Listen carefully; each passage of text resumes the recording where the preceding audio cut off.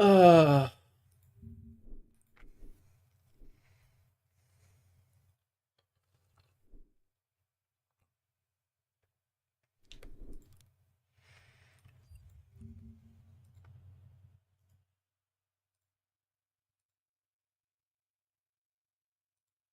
Thug Waffle, what's up, dude?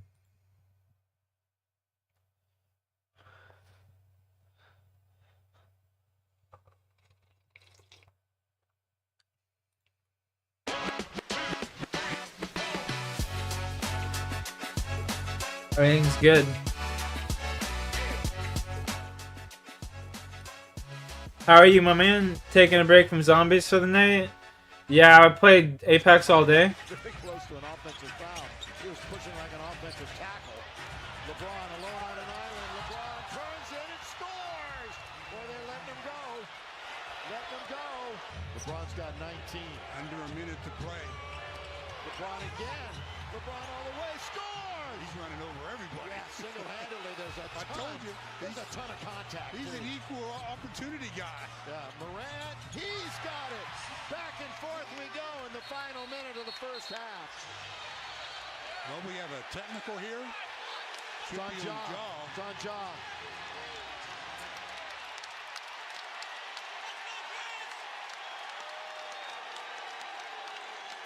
Look at LeBron just stalking down the floor behind him. Ran into the back of LeBron. Jaw scores, and then after it goes through, he comes into the back of LeBron. LeBron turns around and says, "What was that? What are you doing?" Grant, we knew what he was doing, partner. So James will shoot the technical. 78% from the line this season.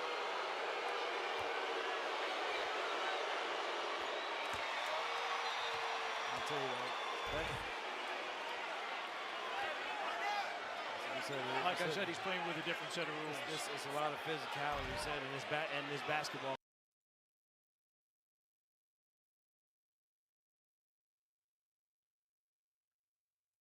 Season 23 brought a lot to the table on the surface level, but also deep down there are loads of hidden little changes that Respawn did not tell us about, including a whole new pack system, details about the hidden trailer, and also the return of old battle pass items. Starting off though, when you load this new season, you may notice how hard Yeah, I played a little bit with JPEGs. the OG theme. The menu screen is a recreation of the original, the lobby screen is a recreation of the original, and it even plays the original Apex Legends trailer at the start of the game when you load in.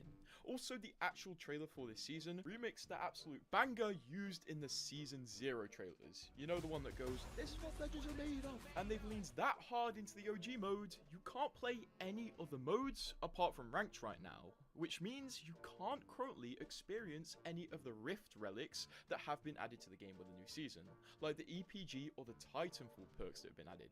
Which sucks, but I guess it is really cool to be forced to play OG Apex, and it makes you realize how weird OG Apex was. But before we touch on the weird things, digging around the menus reveals OG Apex isn't weird, but it's how Apex is meant to be played. 62 days, which is an insane first, but you may also notice there is no reward store in this milestone event, so there isn't any opportunity for free stuff, although you can buy the skins in the store. When scrolling further through the menus, you may also notice Respawn added a new reactive weapon that you can get with exotic shards. This time, it is an EVA recolor. It's a solid recolor of the Season 18 EVA, although honestly, it's not really worth it. Also, the skin name is the Draconis, which is a ship from Titanfall, staying with the early Apex Titanfall theme of this season. And upon looking even further into the menus, I realized something even weirder. Apex artifacts and universal melees aren't the same thing. No, I saw Boss, never heard from him. Respawn did announce you'll be able to buy the Karambit after the event ends, but if you have shards waiting to buy the skin, you're going to have to wait 62 days. I guess the 62 days thing is to kind of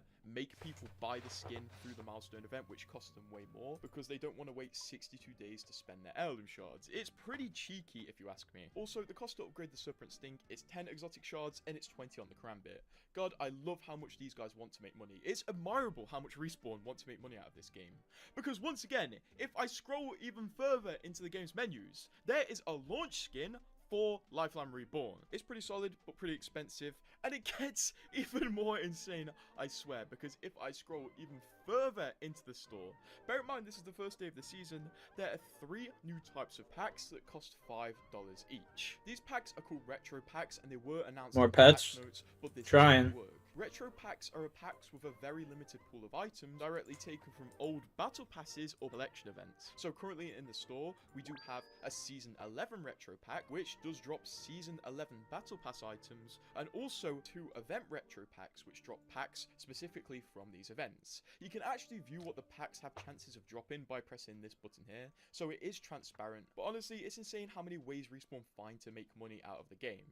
So I guess your battle passes aren't safe anymore. Items do have a real chance of coming back now, and Respawn are adding a gambling mechanic to get old battle pass items. You can actually get a free retro pack for the Season 11 battle pass right now if you go into the challenges section of the game, as you can earn a Season 11 retro pack. This can be earned by completing a load of challenges which do give you pretty good rewards, so setting yourself a little goal of completing these challenges isn't a bad idea and could net you some pretty cool skins. That isn't the only pack change this season, because Respawn have added a new function called the Spark Bonus, which is an incentive-based system added to the game to make it more rewarding to open packs. Basically, the system goes as follows. You need to open 10 Spark packs to get this free pack, which is a Season 11 Battle Pass Retro Pack. These 10 Sparks can be obtained by opening certain packs with this specific icon on them. It's unknown if there is a definitive method to obtain Spark packs. I bought 10 packs and it didn't work, none of them were Spark packs, but one of the Season 11 Retro Pack challenges I completed did reward me with a Spark pack that didn't actually count towards the Spark meter. I think this system is broken right now, but regardless, this is a new system in the game. Also, a new pack system they added was the ability to open multiple packs at once, which was originally in Apex Mobile. You can do this by having the amount of packs you want to open in your inventory and just press open 10 packs, or open 2 packs, or open 5 packs, and it will open this many. This is the new animation for opening multiple packs. It's pretty solid, and then this is the screen that shows you what you did get from these packs. In reality, this is a new gameplay system to incentivize whales to spend more money on the game. And let's quickly talk about the new animations added for the Karambit, because before the Karambit was released, developers told us that there will be exclusive legend animations within this universal heirloom, and it is true. One of these animations was discovered by my friend, and it's for Watson, where she basically gets very angry that she can't properly master using the Karambit. You gotta love it. Also, if we go over to the Battle Pass, there are 2 load screens right now that are screenshots from the launch trailer, which is yet to be released. So if you want to somehow piece together the story of the launch trailer in your head, feel free, you can literally look at them in-game right now. But enough of this. 5 minutes in, and I've only talked about cosmetics in a video talking about hidden changes in the new update. I guess that shows a lot about Respawn and how many secret ways to make you spend more money they can add in a single update. Let's only talk about actual content and gameplay from here on, because there have been a few strange changes to the game. Like the fact that if you die in the firing range now, you will drop a death box and your body will stay on the ground for an unnerving amount of time, usually in a pretty crazy Family Guy pose. Why is your death box present in the firing range now when you die? I don't really know. Also, there have been some really cool quality of life changes added, like the ammo icon actually goes red when you have low ammo right now, and also your healing item icon flashes red when you're low health and you need to use it, which are good pointers towards new players on how to properly play the game and have their eyes drawn onto oncoming issues. Also, there's a very cool animation change where now there's actually an animation for bringing up your knockdown shield. Now your character does this when they bring up the knockdown shield, which is a very cool tiny little feature that does make a lot of difference. It makes spamming your shield very fun now, so you can be very annoying to your teammates. In the patch notes though, you may have realised that Respawn added a new perk to supports where they can move at full walking speed when healing themselves, and this is already been abused, and heal B-hopping is officially back. Yes, if you're using a support, you can actually B-hop if you press the right buttons at the right time. I tried, I failed, I'm not good, I'm sorry. How many diamonds? I can't Oh, look. Rift relics or the EPG or Titanfall items that have been added because that game mode doesn't exist yet. We're forced to play the OG Apex mode, and the amount of effort Respawn have put into this is mind-blowing. They have completely recreated 108 to a T, even bringing back the annoying things like 108. insta-phase and melee lunging. Yes, if you know what melee lunging is, it's back, abuse it while it's here. How fun. A funny unintentional effect of the OG mode is the fact that players are playing like they did back in 2019 again, and if anybody dies on your team, they insta-leave because there aren't as many options to be respawned into the game now. This used to be a big meme that people immediately left whenever they died, and the meme... Not really, no. People have like hundreds of thousands of them. Better the new respawn systems in Apex are with crafting banners and also mobile respawn beacons, because if you're not aware, mobile respawn beacons don't exist in OG Apex Royale. Also, there's some beautiful things that you can experience, and you should experience just to say you've done it. The 4x R99, the OP R99, the OP Wingman, the no double jump Octane pad, how sad, the 3-shot Mozam punch boost being re-added to the game, unlimited zipline grab being re-added to the game. Just look how ridiculous this is. Oh, dude, it's How so do we fun. put up with this? And spawning with no white shield. It's so weird to play Season 1 of Apex again, but it really does make you appreciate how far Apex has come and how much Respawn has put effort into making the gameplay as smooth as possible, because honestly, I have a newfound appreciation for the Respawn systems they've added. This guy didn't even pick up the white armor. Playing The OG fuck? again. But OG is so fun. I really say, if you haven't played Apex in a while, go play OG. Also, if you have the Bloodhound Heirloom, you do have some free new animations added because the Bloodhound Heirloom recolor is coming soon, which is pretty fun. And there's one final really cheeky secret that Respawn did add to the OG mode. If you're not aware, back in OG Apex, the muzzle flash in the game was terrible. Yeah. It completely blocked your view of where you were shooting, and it became a meme of how bad it was. So, Respawn actually nodded to this in the OG Apex mode, not by re-adding the muzzle flash, they didn't want to do that because it was just unfair and annoying, but if you hover over the gold barrel stabilizer, it now has a new description saying, "You really didn't think we would bring back the old muzzle flashes, did ya?" And I have clowned many of Apex's new season updates recently, and this one does deserve its clowning with this terrible milestone event, distasteful... Interesting.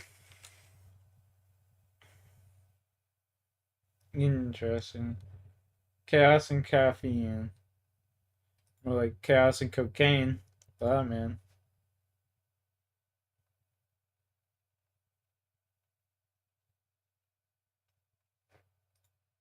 Up to 50% off all Uri Originals this Black Friday.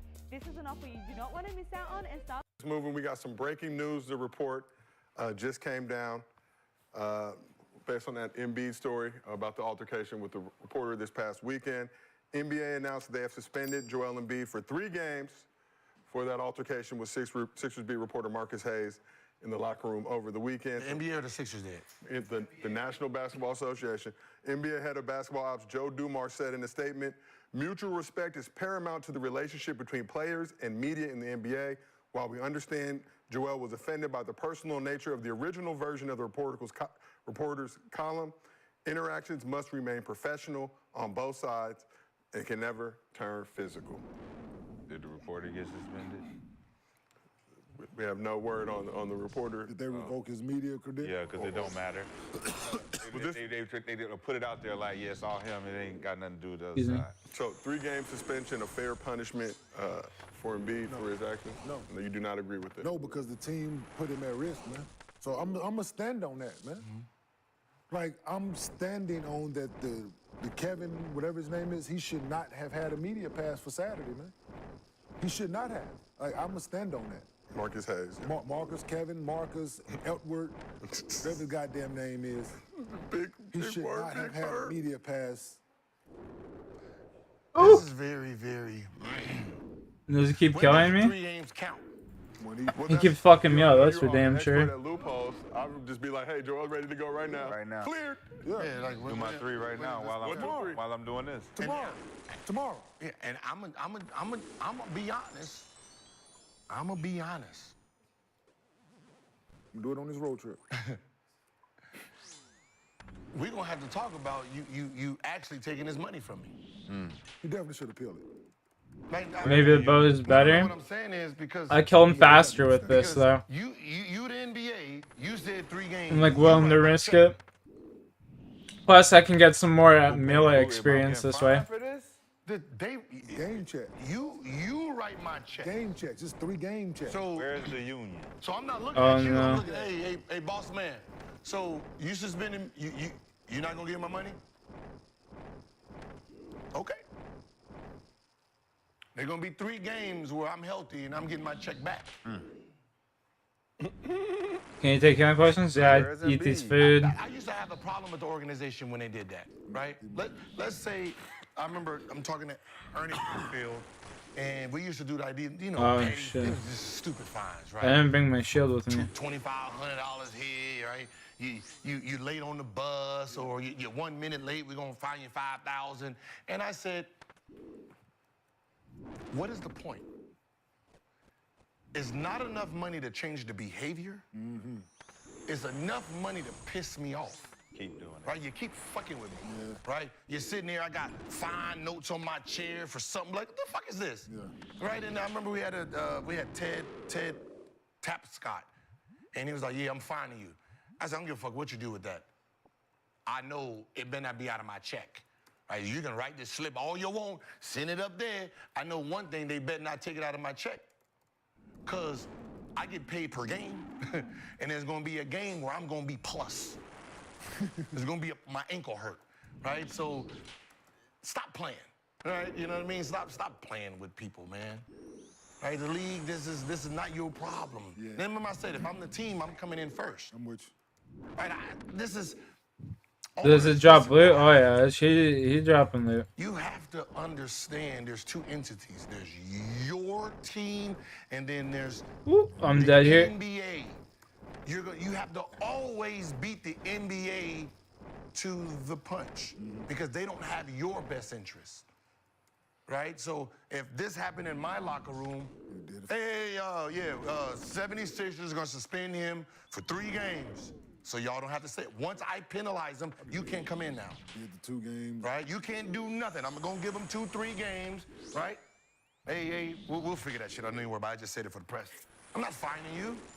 I'm not going to piss off my own player, right? I'm already fucking don't know when he's going to come back. I'm not going to add to him, fucking with him emotionally. Now he's missing games. Now I just added 3 games to it that I get to take his check. Oh, nah. But why do you get to provoke me?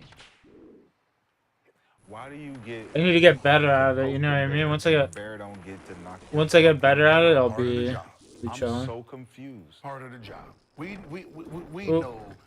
know you can poke, I can't bite. This is zoo. Huh? You can, it's just gonna cost you 3 games. Yeah. No, it's Check. It's like I the was zoo. Huh? What they I do? was clicking, he just wasn't You moving. can do whatever the fuck you want to do. That's some hard right? shit. Gonna do who you If that total? tiger bite, it's the tiger getting put down. So right? there's a lesson. There's a lesson. That's some in hard psychology shit. where people have a perception of you that you're this fucking asshole dude, right? You don't have that perception of yourself. But in order for it to be true for them, they gotta provoke you to act that way. How do you do that? Let me trigger you so you can show me what they told me you act like. I'll be chilling until you start poking the bear. Then he turn into the real bear and he eats your head off. Now you like, look, I told you. Look at how he acting. I told you he was gonna do that. But you didn't tell us you was gonna poke him. You didn't tell us that. You didn't tell us the only way to get a reaction out of the bear was to poke it. You told us that you was gonna walk around the bear dancing and he was just gonna bite you. He sleep. He hibernating. But as soon as you took that little stick and you said, let's see if he wake up. But it's one of those things, man, is even though we don't ask for it, we get paid not to react. Right? Like we supposed to endure, like being a professional athlete, it's supposed to be a punching bag. We supposed to be a punching bag to everybody.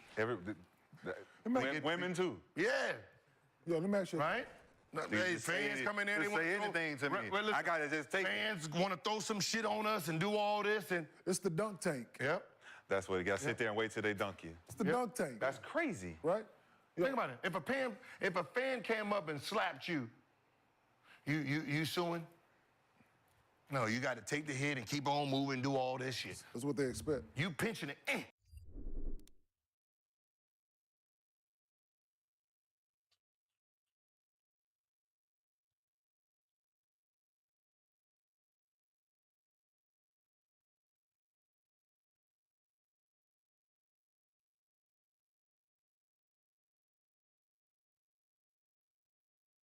The ramen looks delicious.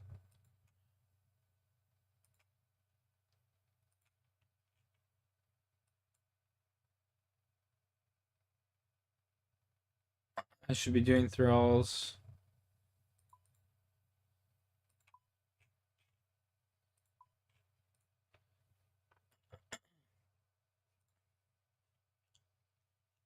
I guess I can sell that.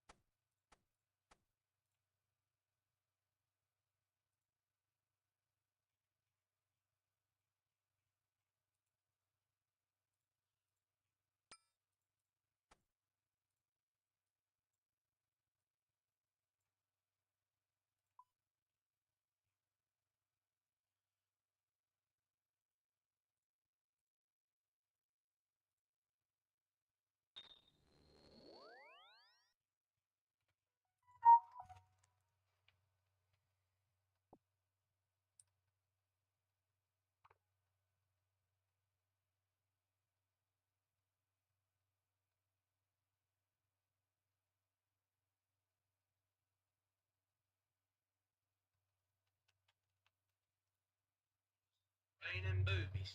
You get hit right between the eyes with a pair. You ever had one?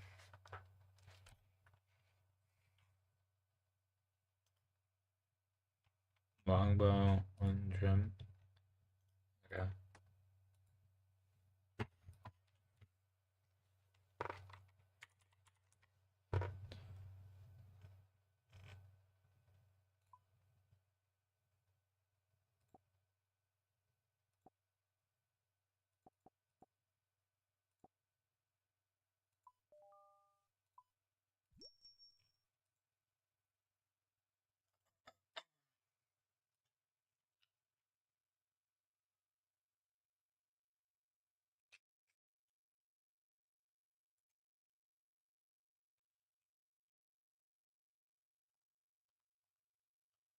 Dun, dun, dun, dun, dun, dun, dun, dun. Okay, let's see here. What else do I need?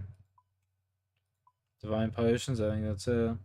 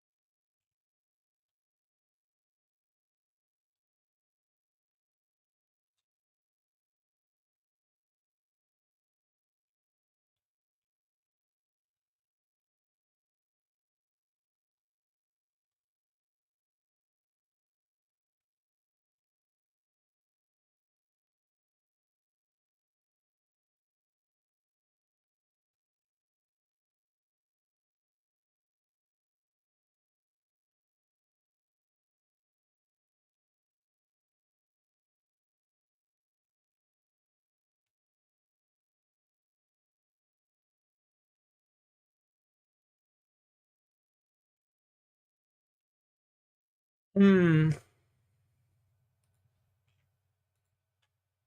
see here.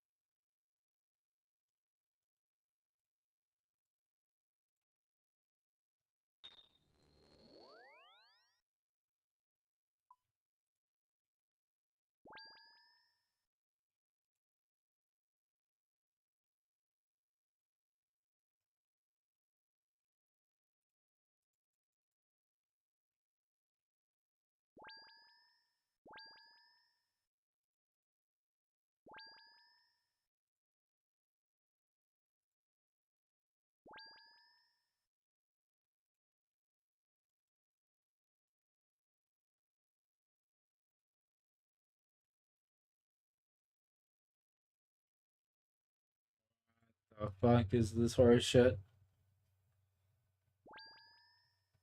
No, let's do this.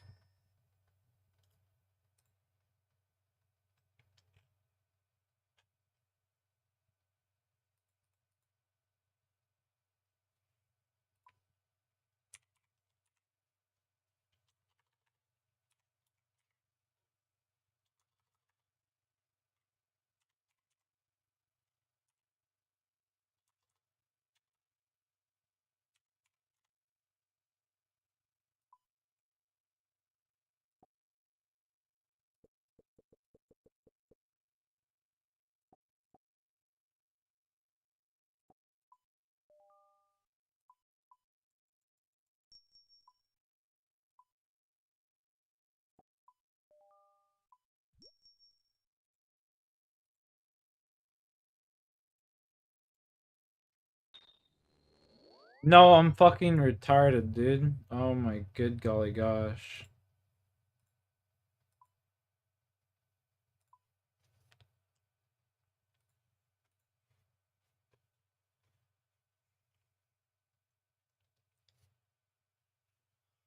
Oh my good golly gosh.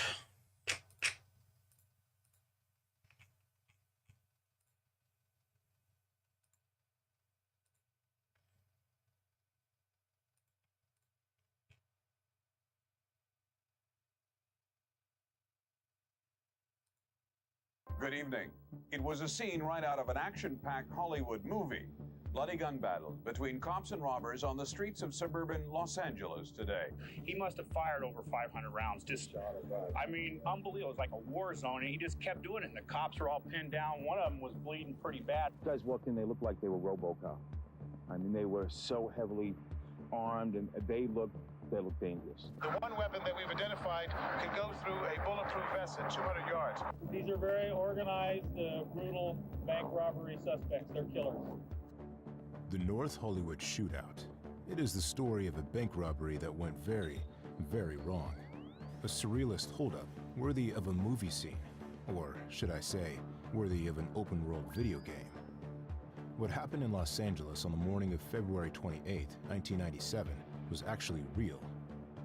That day, two stout and heavily armed men decided to carry out an extremely brutal robbery. A completely botched theft that would soon turn into a huge shooting. Two robbers against almost 400 policemen, including SWAT members, all in the middle of Los Angeles and broadcasted live on television. With an impressive arsenal of illegally modified guns, the two robbers will indeed shoot anything that moves to try to get away from the crime scene. Civilians or policemen, nobody is safe from the armor-piercing bullets coming from everywhere. Some of their war weapons shoot 10 bullets per second, as simply staggering and insane firepower for a bank robbery. On the other side, the police, having only handguns and shotguns with a weak range to compete with, kept the bandits at bay. But Look at them running, bro. Tickle them, because adding to their war weapons, the robbers also are equipped with bulletproof protection from head to toe. Larry Phillips Jr. and Emil Matasuranu are the two who were behind this insane robbery. Two guys keen on guns and bodybuilding who met at the gym in 1989 to then form a friendship rooted in hatred of society. Two determined robbers who didn't seem to be afraid of death and who, during almost an hour, spread a climate of terror in Los Angeles. We still don't know whether they came to rob a bank or make war. What is sure, they committed one of the most brutal robberies in history. So brutal that it is known today under the name of the North Hollywood Shootout.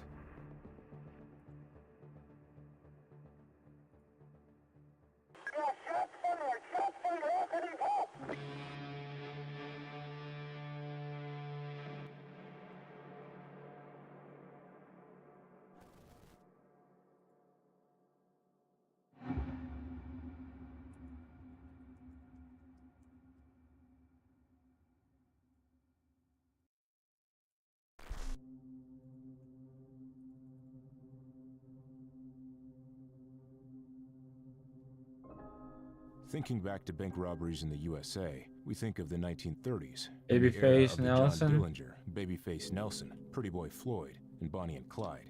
A period in American history where armed robbery was flourishing. The Great Depression struck the U.S. hard, creating an atmosphere of economic distress that led more and more people to turn to robbery. As a result, the number of bank robberies increased dramatically, to the point where some people refer to these years as the golden age of bank robbery. But fortunately, this trend was put on hold after a while, and the following decades were, shall we say, rather quiet in terms of armed robbery. The authorities had managed to put a stop to this incredible rise in crime, and we thought it was all a thing of the past. But not at all, since bank robberies would make a resurgence from the 1960s onwards, more precisely between 1965 and 1975. When armed robberies climbed from 850 to almost 3,500 per year. A spectacular rise, you may say, but it didn't stop there. Yes, because the trend continued into the 70s and 80s, with 5,500 robberies in 1985 alone. The curve then kept climbing, reaching even more insane figures in the following decade, with almost 7,900 robberies in 1990. And 9,388 the year after. A real epidemic of armed robbery, with its epicenter in the far west of the United States, Los Angeles, the city that has become known as the national capital of bank robbery. An unenviable title, we may say, when it comes to an unenviable title, no shit, eh? Better. But believe me, the City of Angels deserved this distinction. In fact, you only have to look at crime rates at the time to understand.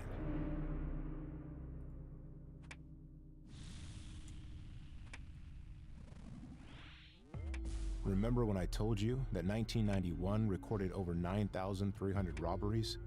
Well, a quarter of that staggering figure came from Los Angeles County alone. Yep, 2,355 robberies in that single year.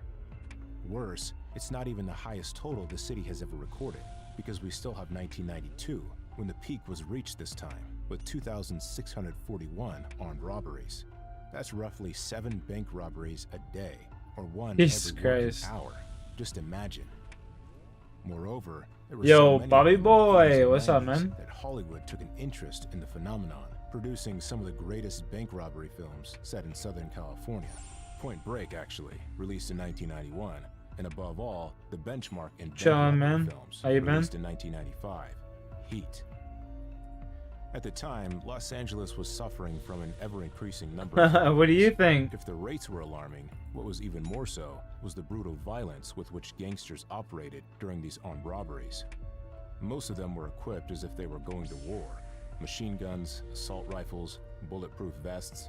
It seemed that with this new wave of robbers, What do you think, Bobby? justified the means, and nothing could stop them from stealing the loot they had set their sights on. so much so in fact that some thought that if they had to kill, they would. What turned bank robberies into recurrently violent operations in Los Angeles was that famous robbery on September 5th, 1991. On this particular day, two men, members of a bank robbery gang well known to the police as the West Hills Bandits, enter a Wells Fargo branch in the Tarzana district of Los Angeles. Heavily I don't want to think of either. masks, they This kid's fucking weird. He's always be coming in my chat and shit. When it comes to robbery, they gather customers and employees together, telling them quite naturally, "Enjoy the show." In less than 2 minutes, the establishment is robbed. True professionals, there was no doubt about it, and courteous too, since as they left the premises, they gave the hostages a cheerful, "Thanks, everyone." The two robbers left thrilled, with quite a haul in their pockets. $437,000, a record loot for the Los Angeles jurisdiction at the time, which would, alas, be mistakenly revealed to the general public by a bank employee, because it was from that moment on that things really took a turn for the worse. For among those tipped off were some of the city's criminals who were already licking their chops when they heard how much had been stolen. They now had proof that it was possible to make large sums of money by robbing banks in Los Angeles. Such was the case with Robert Sheldon Brown, aka Casper, a prominent member of the Crips gang, who figured that robberies might indeed be a good business idea. Within weeks, he sent dozens of armed teenage gangs to rob the city's banks. These kids, often as young as 13, would wreak havoc on any bank they passed. Unlike the West Hills Bandits, who were polite and meticulous, these kids were nervous, undisciplined, and above all, extremely violent. The Baby Bandits, as the FBI came to call them, would appear in the banks firing bursts of bullets at the ceiling, when it wasn't at themselves or their accomplices. When they attacked, no one was spared. Sometimes tellers were needlessly beaten with rifle butts, or hostage customers had their wedding rings brutally ripped from their fingers by the Baby Bandits. So of course, Legend, they you're a chose legend, to my G. serve them, Appreciate to the you. point where they were captured in droves by the authorities. But the more they were captured, the more Casper sent new ones. Teenage gangsters were a common sight, and Casper was never short-staffed. So, thanks to his army of baby bandits, he was able to commit over 175 robberies, more than any other person in US history, and not take part in any of them. If Los Angeles earned the title of bank robbery capital in the 90s, you can be sure it was largely due to him, just like the sudden rise in violence committed during these same holdups at the time. And even though Robert Sheldon Brown would later be arrested, others would follow in his footsteps, like these two young men, who had no doubt watched too much heat, and who in turn tried their hand at bank robbery with equally extreme and gratuitous violence. Two guys who were none other than Larry Phillips Jr. and Emil Mataseranu, the perpetrators of the North Hollywood shootout.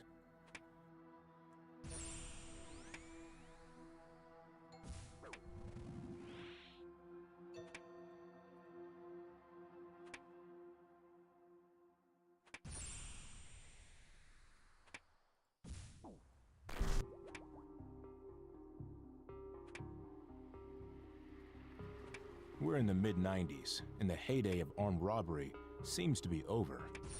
The number of robberies in Los Angeles is drastically dropping, from 2,641 during the peak of 1992 to 749 the following year. The main reason? The leader of the Baby Bandits was under arrest in 1993. This arrest gave the LA police a breath, at least until 1996, when another group of robbers appeared. The duo we're interested in, featuring Larry Phillips Jr. and Emil Mataseranu. But let's take a step back in time to get an understanding of who these two men were. Larry Phillips Jr., of Mexican and Italian descent, was born on September the 20th, 1970, in Los Angeles, into a family not like any other. His father, Larry Phillips Sr., had several run-ins with the law during his life, which didn't make his son's childhood any easier. It is said that it was his father who encouraged Larry Phillips Jr. to take the road of delinquency by projecting onto him his hatred of police officers. According to Larry Phillips Sr., this hatred began on his son's 6th birthday, when FBI agents came to his house, guns drawn, to arrest him. He said, Larry hated cops because of what they did Yo. to him. He knew that every time I came into contact with police, something bad happened. Another version says that the father would also have influenced his son during mountain trips, which would have created in Larry an aversion to law enforcement, a hatred that would follow him all his life. Later, his parents divorced, and Larry lived with his mother, even though his father continues to see him and plays a role in his life, taking him to try his hand at firearms at shooting ranges. These sessions instilled in the young man a real passion for weapons. At 13, he dropped out of school. Yes, because what interests Larry most is money. He wants to get rich quick, and he's determined to do it by following in the footsteps of his idols, some of whom were big names in white-collar crime. According to Larry's half-brother, he was motivated by nothing more than money and power. Larry wanted to live the American dream, but he decided to go about it the wrong way. He idolized the wrong people. Then came the inevitable. On September 2nd, 1989, Larry committed his first crime, a theft of $400 worth of suits, for which he was arrested and tried, and which brought him a 3-day stay at the police station. As the months went on, he found himself in legal trouble again, this time because of illegal real estate activities, fraud to be precise, a crime for which he will be sentenced again. But Larry doesn't seem to learn his lesson and keeps on persevering. His thirst for wealth, coupled with the resentment of society's rules, only grows. Fuck society. Sometimes he would take his half-brother to the richest parties of the city to motivate him, as he put it. In particular, he would tell him, Why don't you visualize yourself in that house? The reason is, society tells you you have to do a 9-to-5 job until you retire at 65. Wealth is what drove Larry Phillips Jr. A bit like bodybuilding, another of his passions that he practiced diligently and which led him to meet the second protagonist of the North Hollywood shootout, Emil Matasareanu.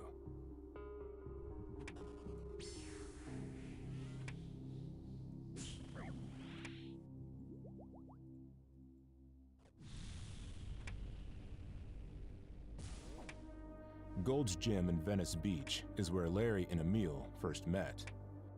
Larry, a bodybuilding enthusiast, has been dreaming of becoming the new Arnold Schwarzenegger since he was a teenager. So he puts his heart and soul into it, reading a plethora of books on the subject and training regularly.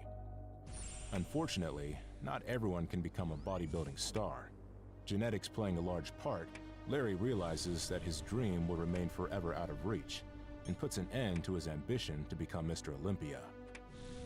This disillusionment doesn't prevent him from remaining disciplined in his training. However, Larry continues to attend Gold's Gym until the day he meets another regular who is also passionate about bodybuilding and firearms. Emil Matasareanu, of Romanian origin, was born in Timișoara, Romania, on July 19, 1966. He was the only son of parents who decided to leave Europe in the mid-1970s and settle in the United States in Los Angeles. Like Larry, Emil had a difficult childhood, but for different reasons. His classmates regularly mocked him for his Romanian accent and for being overweight. This constant harassment prompted him to spend much of his time at home in front of his computer. During this period, he developed a passion for firearms. He managed to make a few friends, but never kept them for very long. He was a socially maladjusted young man, as his mother describes him. At home, tensions flare as Emil's parents begin to argue more and more. Divorce was around the corner, but Emil seemed to be coping with the situation for the time being. He continued his studies, taking a 3-year course in electronic engineering, graduating in 1987. Sometime later, he opened his own IT business. His mother wanted him to continue his studies, but he was determined to enter the business world and start earning money. His parents' recurring quarrels and pressure he was under gradually weighed on him, leading to a series of temper tantrums, such as the time he threw a chainsaw in his neighbor's face because his dog had dared to walk on their lawn. Dragon Hunter 1. Oh my god, I just got it. Longer enough to relieve Emil's stress. and neighbors often see him on No way.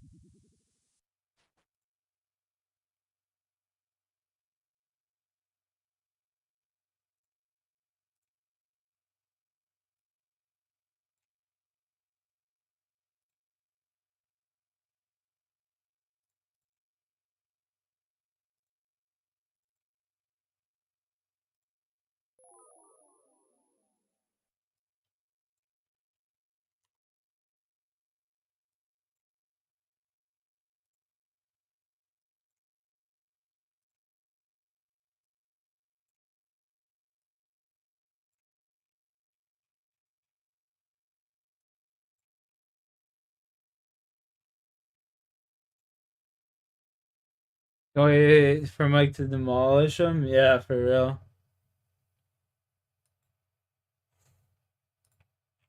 Oh my god, that's insane.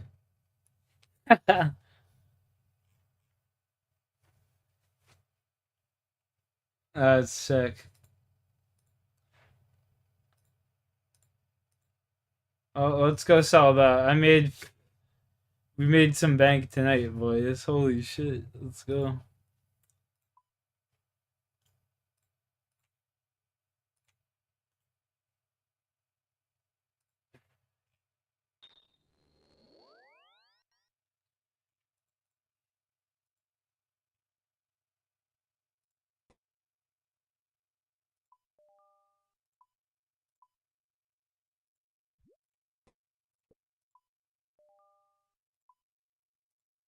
So, man. Oof, 40 mil cash stack, just like that. Mm. Give it to me.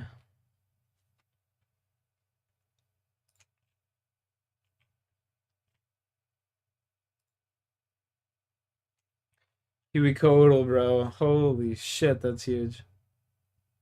Dude, that's fucking massive.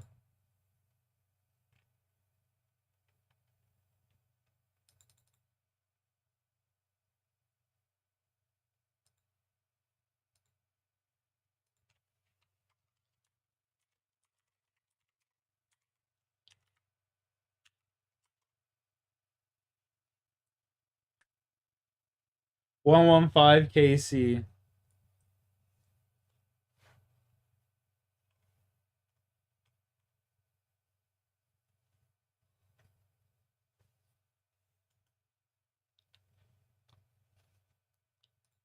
$115 KC.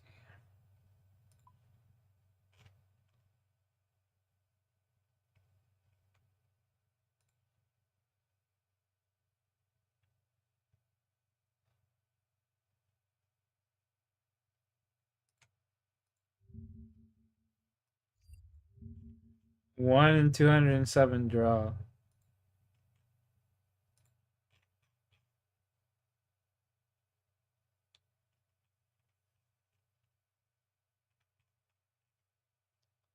One in 207 drop. Well, that was nice. Good money right there. Huge. Huge, huge, huge. 28 miller.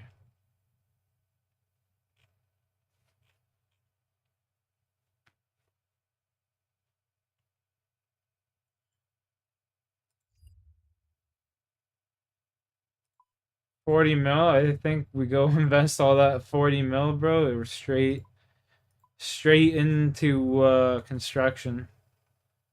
I think we just go like this. It's time.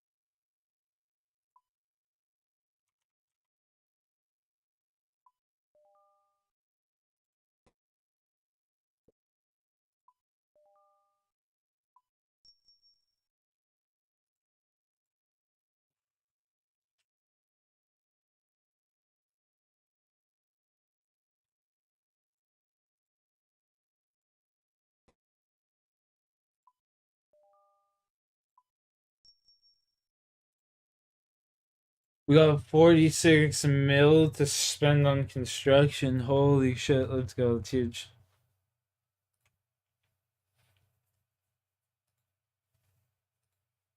On the front porch, cleaning his guns.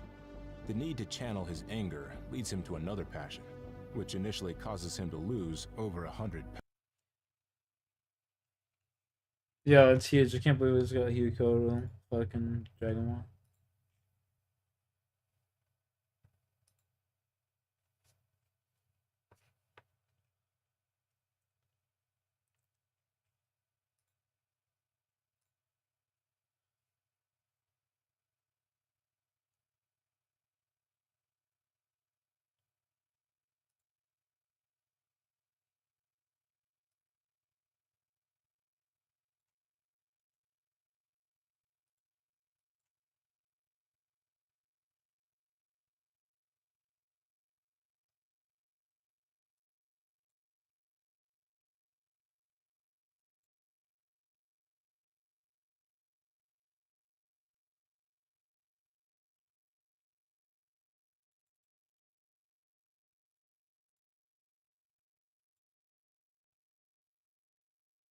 I have no idea if you did it, brother.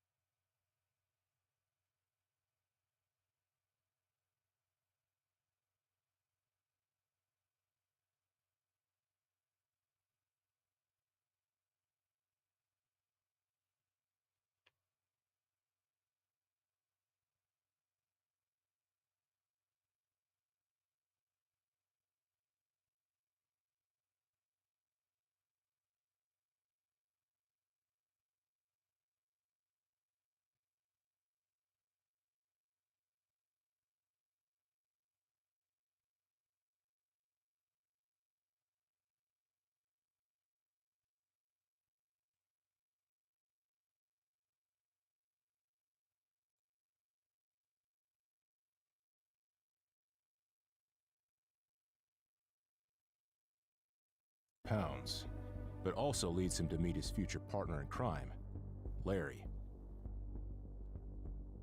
The story takes place in 1989 at Gold's Gym in Venice Beach, Los Angeles.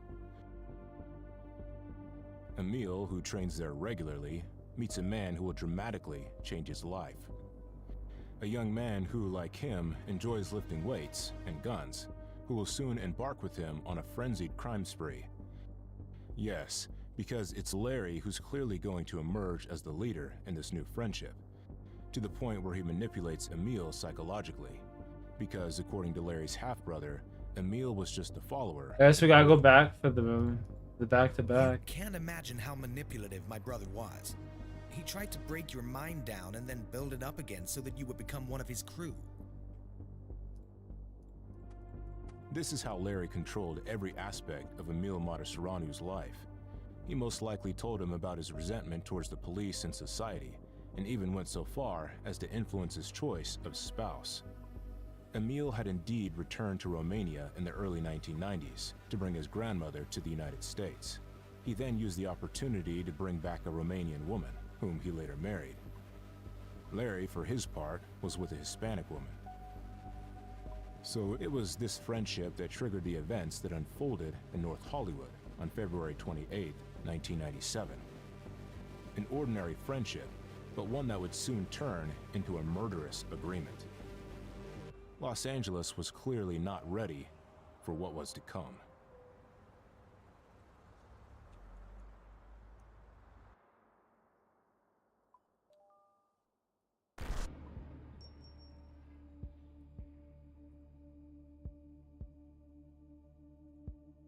October 23rd, 1993, Glendale, Los Angeles County. Larry Phillips Jr. and Emil Matasareanu, driving a red Ford Thunderbird, leave a gas station at high speed. Just then, Ian Grimes, a nearby police sergeant, spots them and immediately gives chase. Having succeeded in stopping them, the officer then asks them a few routine control questions. Faced with the officer's questions, Larry seems reluctant to answer. Worse, Emil lies to the officer, saying that the car belongs to Larry's mother, even though they had rented it at an airport. Emil should have known that before arresting them, the policeman would have asked for a license plate check, which of course he later did. Faced with Larry's hesitation and his friend's attempt at deception, Officer Grimes senses that something is fishy. So he invites Larry to get out of the car and join him in the back to check him out. And what does he find? A gun. The agent's suspicion grows and grows. He immediately calls for reinforcements, and when they open the trunk, surprise, he and his colleagues discover a whole arsenal of weapons, including assault rifles, machine guns, explosive devices, bulletproof vests, smoke bombs, enough to leave the police speechless. Had Larry and Emil been speeding to a safe house to hide all this equipment? It's possible. What's certain is that they couldn't have gone far now that the officers had arrested them. Larry and Emil were identified by the police and sentenced to prison for conspiracy to commit robbery, for which they each spent about 100 days in jail. They serve their respective sentences, then are released onto the streets of Los Angeles with a large part of their arsenal in their possession. Of course, they don't learn their lesson and get ready to commit their first robbery.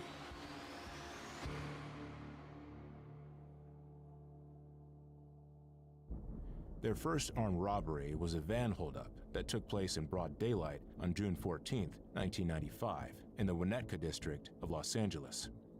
It was 12:25 a.m. when the two men, wearing hoods and carrying assault rifles, held up a Brinks armored car.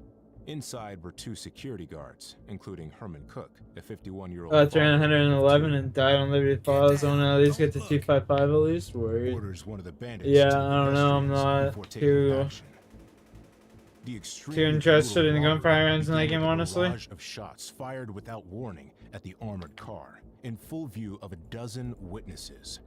The bandits didn't even give the security guards a chance to hand over the money, simply opening fire on them without warning. Using their automatic assault rifles with armor-piercing bullets, they gave Herman Cook no chance, and he died under fire, shot at point-blank range. $122,500 was the loot that Larry Phillips and Emil Mataseranu had taken that day, at the cost of a man's life. Even the reward offered for their capture would prove greater than the amount they stole that day. March 27th, 1996, 9 months later. Larry and Emil attack another armored car with an equally direct and brutal modus operandi. They were in a van when one of them, on the passenger side, shot through the windshield of a Brinks van coming towards them in the opposite direction. One of the agents inside is slightly wounded by shards of glass, but this is not enough to stop the vehicle carrying the money, as it speeds off to escape the assailants. Larry and Emil turn back to try and catch up with it, but are unable to do so. It's their first big failure. To erase the evidence, they set fire to their van before changing vehicles and fleeing. The scene is eerily reminiscent of the film Heat, released a month earlier.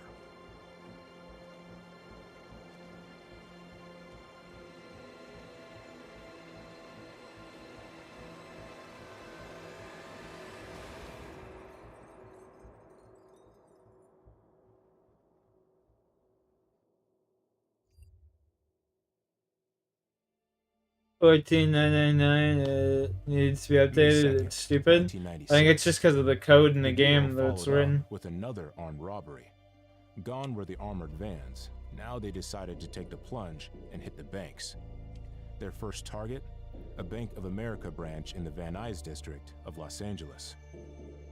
It was shortly before 10 o'clock a.m. when the two robbers, armed with automatic rifles, burst into the establishment and fired a dozen shots into the ceiling. Inside, some 30 people were taken hostage, including several children, terrified by what was happening. Some of them were crying, which soon irritated the two men, who threatened to kill them if their mothers didn't make them stop crying. Larry and Emil have absolutely no scruples. All they care about is money, and that day, they're going to get a lot of it. Over $755,000. Then, on May 31st, 1996, it's the same old story. Larry and Emil attacked a second Bank of America branch, not far from where they robbed the armored car that had claimed Herman Cook's life a year before. The robbery began at 10:05 a.m. with the same modus operandi as earlier in the month. This time, however, they left 2 injured tellers in their wake. The amount stolen was even greater than the previous one, almost 800 grand, giving them a total of almost 1.5 million in the space of 30 days.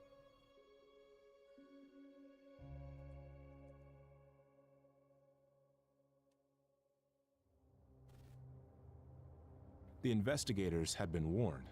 For the first time, they could see the 2 robbers they were looking for through the surveillance cameras.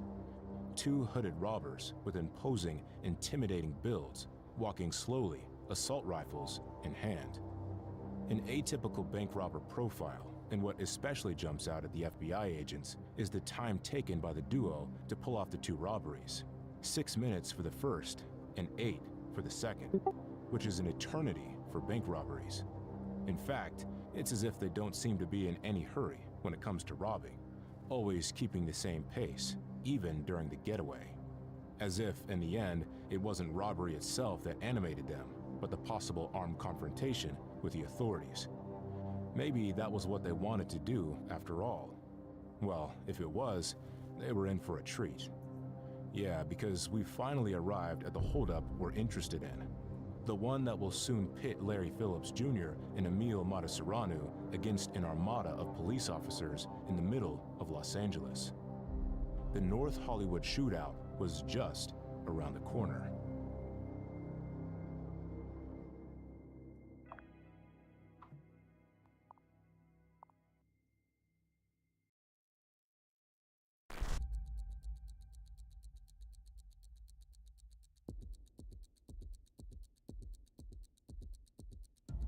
February 20th. Only liberals on the giddy list. Los Angeles.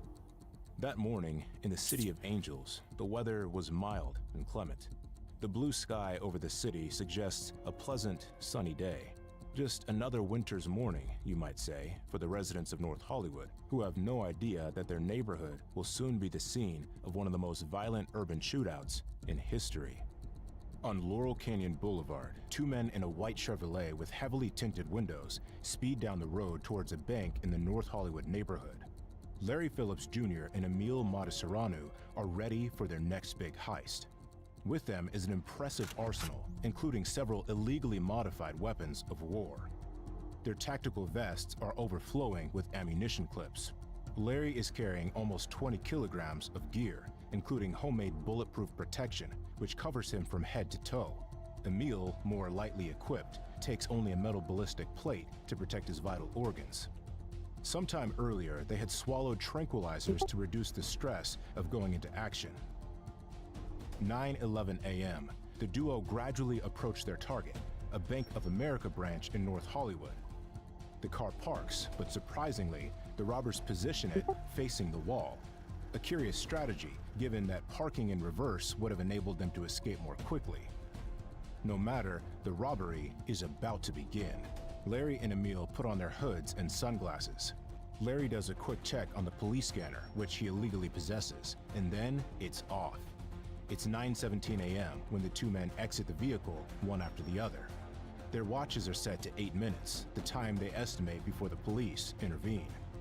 They head for the bank entrance. Their bodybuilder stature combined with the heavy equipment they're wearing make them look like 2 intimidating monsters about to terrify the world. Okay, motherfucker, let's go. The robbery begins when Larry orders one of the bank's customers to enter the establishment. 2 policemen standing near the bank witness the surreal scene. 5840, requesting assistance. We have a possible 211 in progress at the Bank of America. Bank of America. Located north of Kittredge. We have shots fired. The robbery had barely begun, but the alert had already been given. Unaware of this, Larry and Emil carry on with their robbery. This is a fucking holdup. Then, I love this wondering where reenactment. their mouths are, the 2 of them strafe the ceiling of the bank. The 30 or so employees and customers present at the Bank of America that morning are terrified. It doesn't take long for We gotta go back patrol for the cars to arrive at the scene fucking of the crime. Inside the bank, Larry ensures that all the hostages remain motionless. 30 men, women, and children lie on the floor, terrified The by the criminal back-to-back. who roams the room, threatening to kill anyone who dares challenge his authority.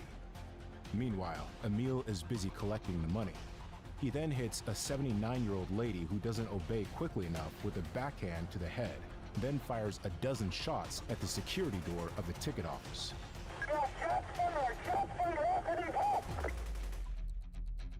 The door blown open, Emil then heads into the private part of the bank, where the vault and other employees are located. Get the money, or we will kill you. Among the employees is the bank's deputy manager, who holds the keys to the vault. Seeing the robber's determination, he gives him access without resisting. This doesn't stop Emil from whacking him over the head with a rifle butt. Once inside the vault, Emil gets more and more upset. The deputy manager unlocks secure boxes containing only small bundles. The bandits' big black bag isn't filling up fast enough for his liking. They had planned on a haul of $750,000, and all they get back is barely half of that, just over $300,000. Damn, so a lot of Emil money. stares angrily at his hostage and repeatedly asks him to take out more money. Alas, that's all the bank had at the time. An ominous silence falls. Suddenly, the disgruntled robber fires his assault rifle into the ceiling of the vault. Everybody stay down. Rapid automatic fire. They're panning the area with fire. For his part, Larry continued to watch the hostages, moving from one side of the bank lobby to another when he noticed something strange outside. Not a single car was in sight. Larry goes out to investigate and scans the area. He sees a police car parked on his right, but no more concerned than that, he returns to the bank undisturbed. Nobody look at me, or I will kill you. Larry then lashes out at the hostages and fires his AK-47.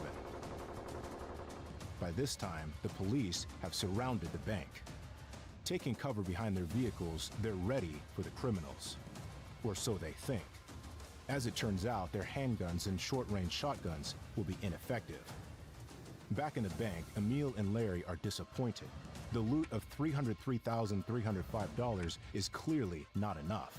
But the clock is ticking, and the police are pouring in.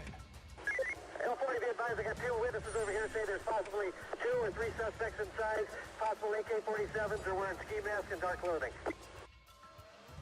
Confrontation seems inevitable. Future chaos is on the horizon, and it doesn't help that the cops haven't had enough time to clear the area of civilians. Yes, because many people are still walking around the area. For the robbers, it's time to plan their exit. Larry orders the security guard to take all the hostages to the vault. Then the two men head for the exit door, where the police are waiting. With their war weapons and multiple bulletproof protections, the upcoming confrontation is already shaping up to be a tense one. 9:24 a.m. Larry Phillips is the first to emerge from the building. He points his assault rifle at the police vehicles and opens fire. Question help at the bank. Stay down. The suspects are shooting AK-47s. All units at the Bank of America, stay down. Shots being fired. Automatic fire. The deafening sound of the bullets echoed throughout the neighborhood. Police officers and civilians dived to the ground in order to avoid the piercing bullets from the automatic rifles. The cars they were hiding behind were pierced like paper, some bullets even flying out the other side of the bodywork. Of course. More than 200 rounds were fired by Larry. He then retreated into the bank. The first hail of bullets had already wounded several people, including 2 civilians. Then, at 9:30 a.m., Larry reappeared, this time accompanied by Emil, who is carrying the bag of money. The bursts of gunfire resume, but more intensely.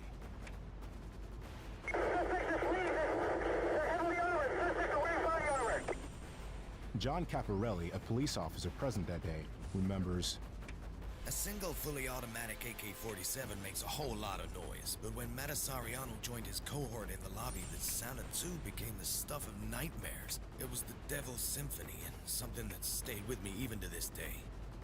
The hail of bullets hit many police officers. Look, I'm gonna One fucking was just shot in the drop. thigh, shattering his femur. For the police officers present, it's almost impossible to fight back. The two robbers had far too superior weapons at their disposal. An observation shared by Constable Caparelli, who recalls, We were in big trouble. Compared to their firepower, we had pea shooters, and the rounds were literally bouncing right off them. With Yeah. firepower not having much effect, the idea came to go to a nearby gun store. Larry and Emil. Yeah, it's right in there as a cop. Give me every fucking gun you managed to got. inflict the first damage, wounding Larry Phillips. Located some 200 meters from the robber, one of the policemen took a huge risk by going out into the open to shoot the robber in the back. He fired twice, wounding Larry in the back and buttock. The robber staggers, then turns around in rage, spraying the policeman with armor-piercing bullets that wound him and his partners. The situation is becoming more and more tense. Larry and Emil keep on firing at anything that moves, policemen or civilians. No one is spared. That's crazy.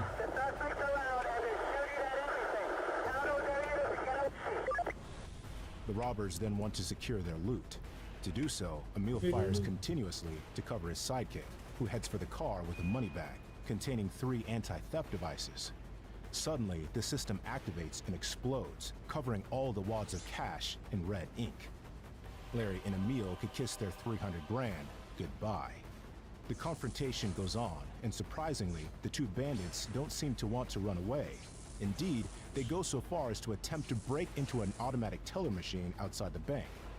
Seemingly in no hurry, Larry strolls quietly past the bank, shooting anything that moves, including news helicopters broadcasting the shootout live on TV. Yeah, that's wild. We've just been informed that the suspect is shooting at our helicopter and the other helicopters. So I'm going to try to keep a picture with you, but we are being shot. Wendigoon's video on this, 100% better. Yeah, this one's funny just because of the fucking voices it does. It's actually such an insane case. I know, I've actually watched a bunch on it before. He was in a state of shock. This video is just funny because of the AI voices this guy gets. And it was something to watch. It's got a 15 mil drop, Alex. We're going for the back-to-back here. At this point, they could very well have taken their car and sped off, but no. Instead, they continue to confront the authorities. No doubt Larry, who had a tenacious hatred of cops, took great pleasure in shooting at the police. And since he was the leader of the Alright, I'll check it out. Emil probably followed him. At one point, however, we see Emil trying to convince his accomplice to leave. Passing to the driver's side, he opens the passenger door to signal to his accomplice that it's time to leave. But Larry doesn't seem to mind, and closes the door with a sweep of his hip, as if to say, I still want to have some fun. A scene which shows that his partner may have intended to put an end to the bloodshed. Because yes, it's possible that Emil heard on his radio scanner the arrival of SWAT, who are on their way to help the police.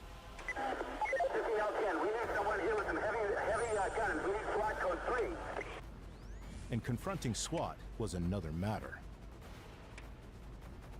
In an attempt to convince Larry of the necessity to leave, Emil I'll definitely stepped check on the that gas out. pedal and slowly drove the Chevrolet towards the north exit of the parking lot.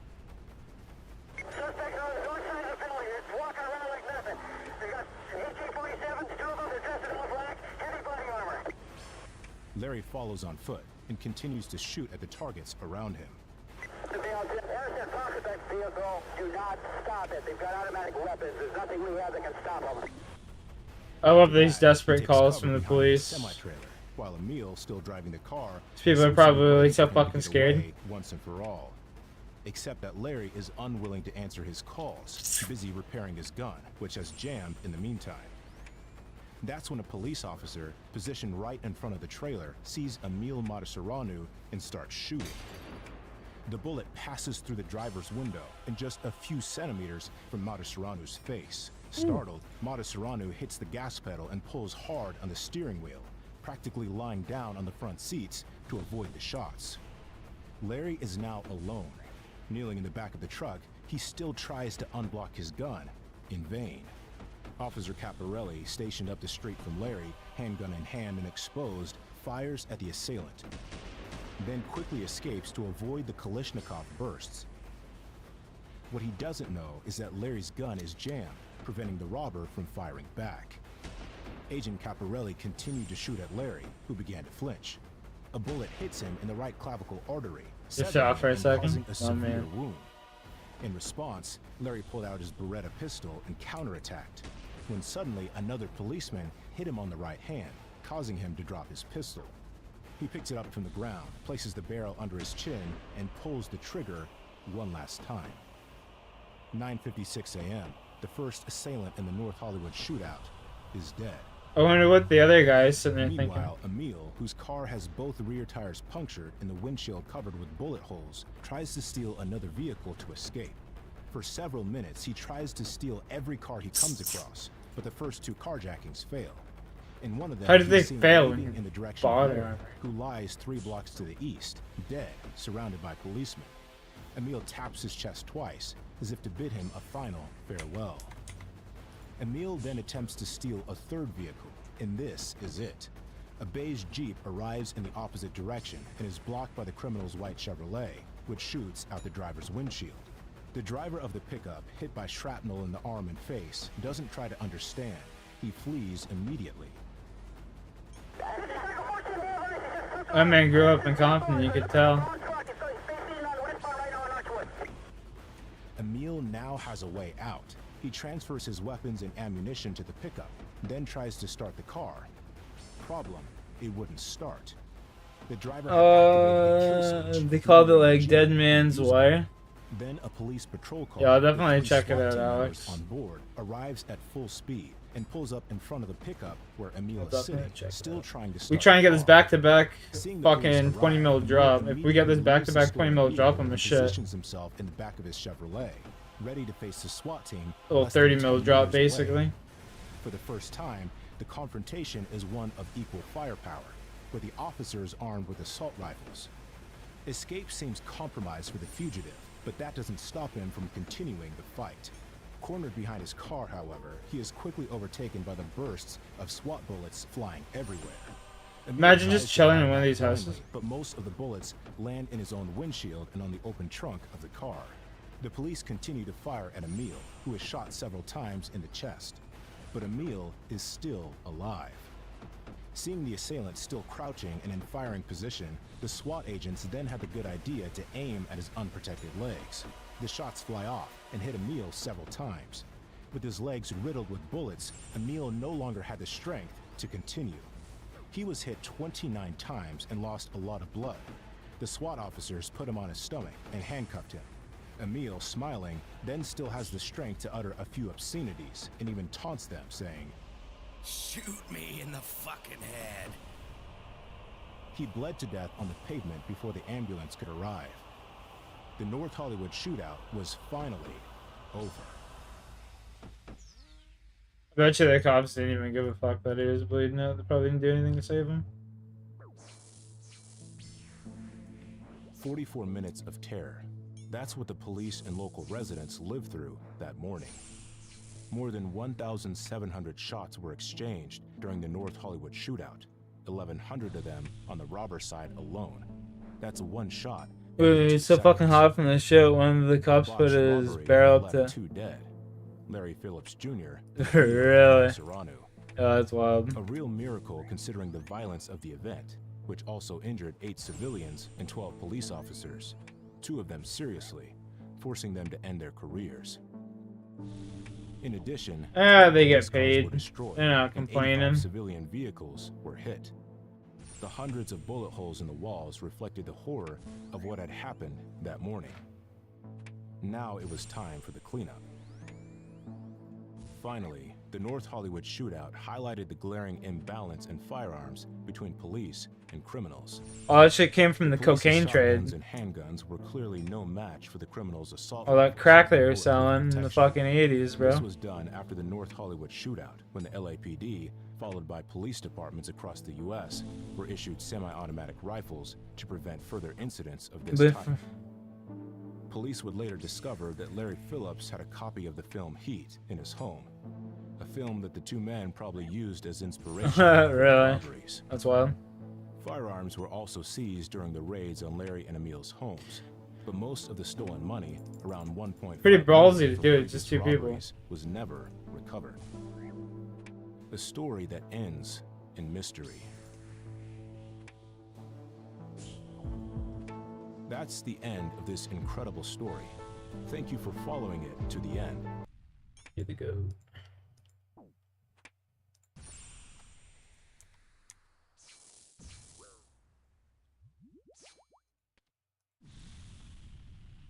No.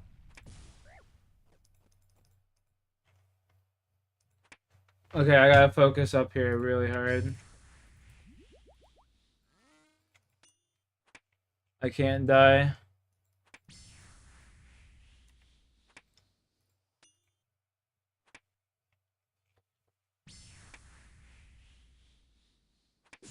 I don't want to be one of the friends that get killed, do you feel me?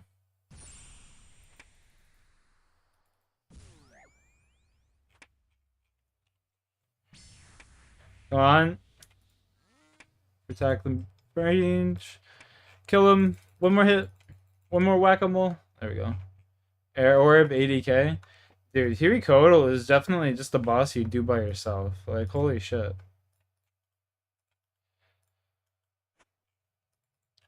You just get good loot from this boss. I swear to God. Okay, what is this shit called? Windakun?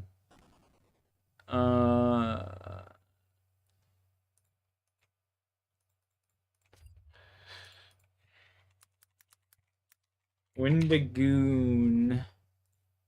Wendigoon. Frosty Flakes, bro. It's like the Pokemon or some shit. Oh no. Good thing I clicked back on the fucking game, because I would have died here. Hey, get me out! Okay, we didn't get the back-to-back. That's fine, though. I can survive with no back-to-back.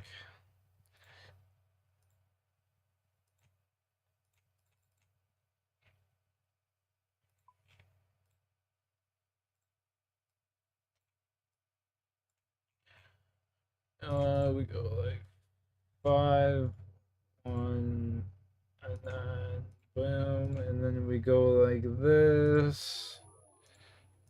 Create new, add new setup, Huey.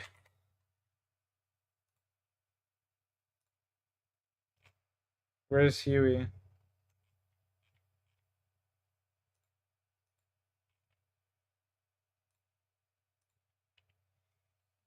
There's my boy Huey right there. Did I seriously go in there with no boots? Holy shit. No wonder he was just absolutely murking me.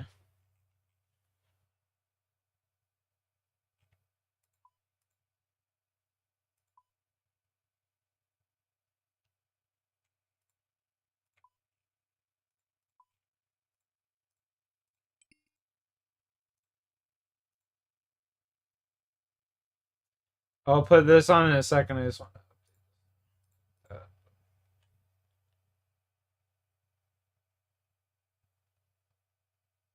Gloria Ramirez. Oh shit, Alex, you put me on, kid. Oh, shucks. Alex, Tokes? Wait. I'm gonna go grab a glass of water and then Tokes? Question mark?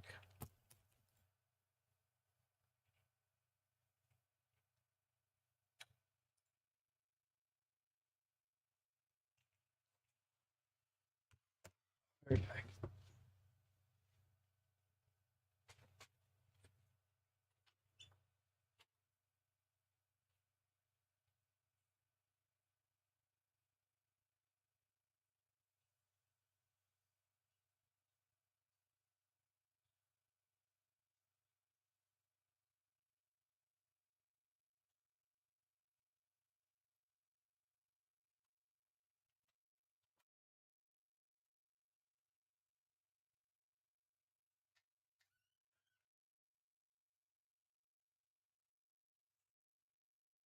Actually, you know what? I gotta fill up my bong. I knocked it over earlier. I gotta go fill up the bing.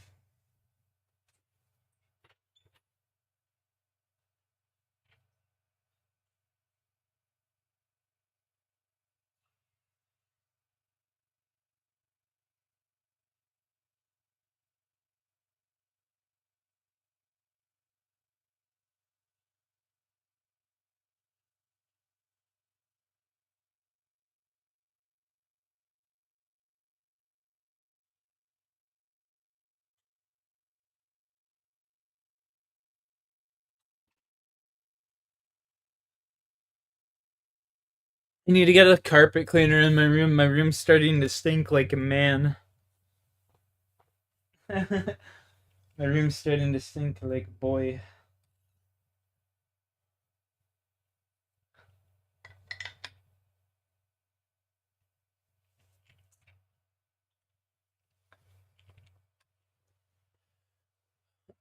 So affectionate, she likes to lay on my shoulder and nest her head up my neck.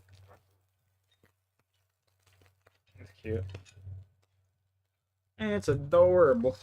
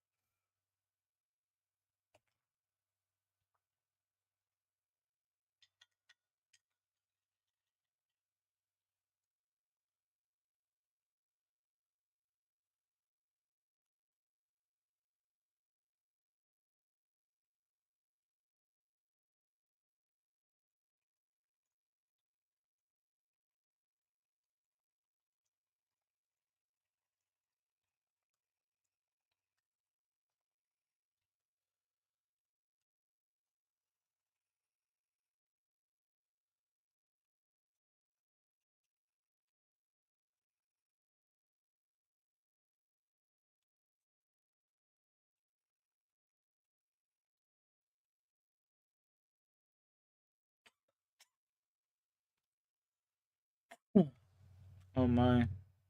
But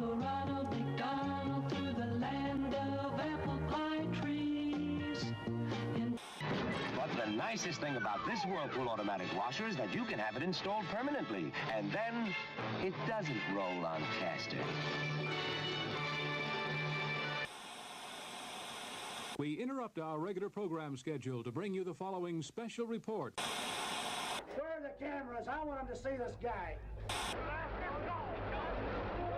For 4 years, people thinking there was something wrong with me.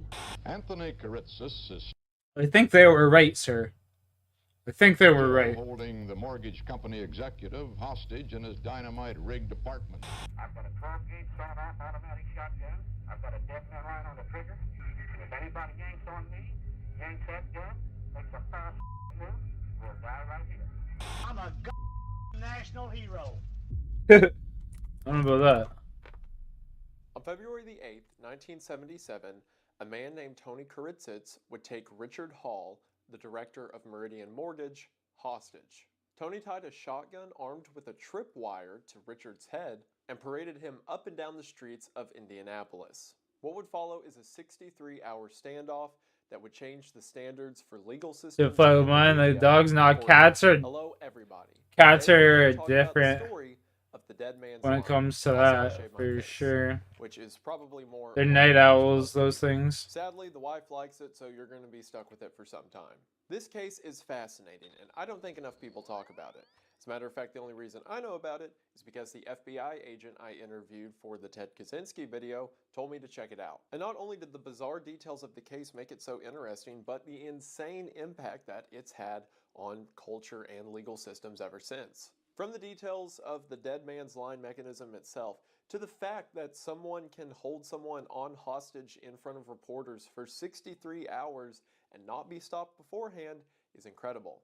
And I, for one, am very excited to talk about it. I also want to apologize for not a lot of videos going up in October, which you would think would be my time to shine. I've been busy with a ton of other projects and want to apologize, and hopefully this video will suffice. By the time you're watching this, I'll be heading out for the live tour of Creepcast, in which I'm very excited to meet you all, but I also want to say that while I'm on the tour on October the 30th, the film Stalker: Shadow of the Zone will be free to watch here on YouTube. The movie that I've been talking about for over 2 years at this point is finally coming out. It will be over on Evan Royalty's channel, free for you all to watch. How much money do I have here? 14 I mil? will leave a link to it in the description. Thank you all so much for the love and support that you've shown that and for making the movie possible in the first place. Back to the story we're talking about today. The Dead Man's Line has a lot of moving parts and a lot of things I'm excited to talk about. And if you're excited to hear about it, then stick around after the ad as we talk about the kidnapping of Richard Hall at the hand of Tony Kuritzitz. If you've spent several hours of your day watching YouTube, then your diet probably isn't what it should be. A diet of microwave noodles and leftover pizza can be fun, but probably isn't good for you. But now, I have something that can help thanks to today's sponsor, AG1. Anyone who's watched the channel for a while knows that I love AG1 as it is my go-to nutritional supplement. That's because AG1 is your daily dose of vitamins, antioxidants, and probiotics to support overall immune health. By combining things like a multivitamin, a probiotic, a blend of nutrient-dense superfoods, and ingredients like vitamin C and zinc, AG1 is the easiest option for nutritional help because instead of being a bunch of different pills and doses you have to take every morning, it is instead just one drink. And AG1 is incredibly easy to make because with only 8 to 12 ounces of water and a spoonful of AG1, you're good to go. The biggest thing I noticed when I started drinking AG1 is my daily energy improved. I used to be awful about needing to take naps midway through the day, but with AG1 and obviously in combination with things like exercising and eating right, I noticed that I had the energy to get through my day. Now, I'm not saying that AG1 is This stuff, tastes like actual swamp water. It's just like algae, isn't it? The energy you get from these nutritional supplements is much, much better than whatever you're doing to yourself currently. I'm looking at you who's dosing on caffeine constantly every day and keeps wondering why they have headaches. I see you. And you may be looking at this and say, okay, well that sounds nice, but that probably tastes disgusting. I'm here to tell you that AG1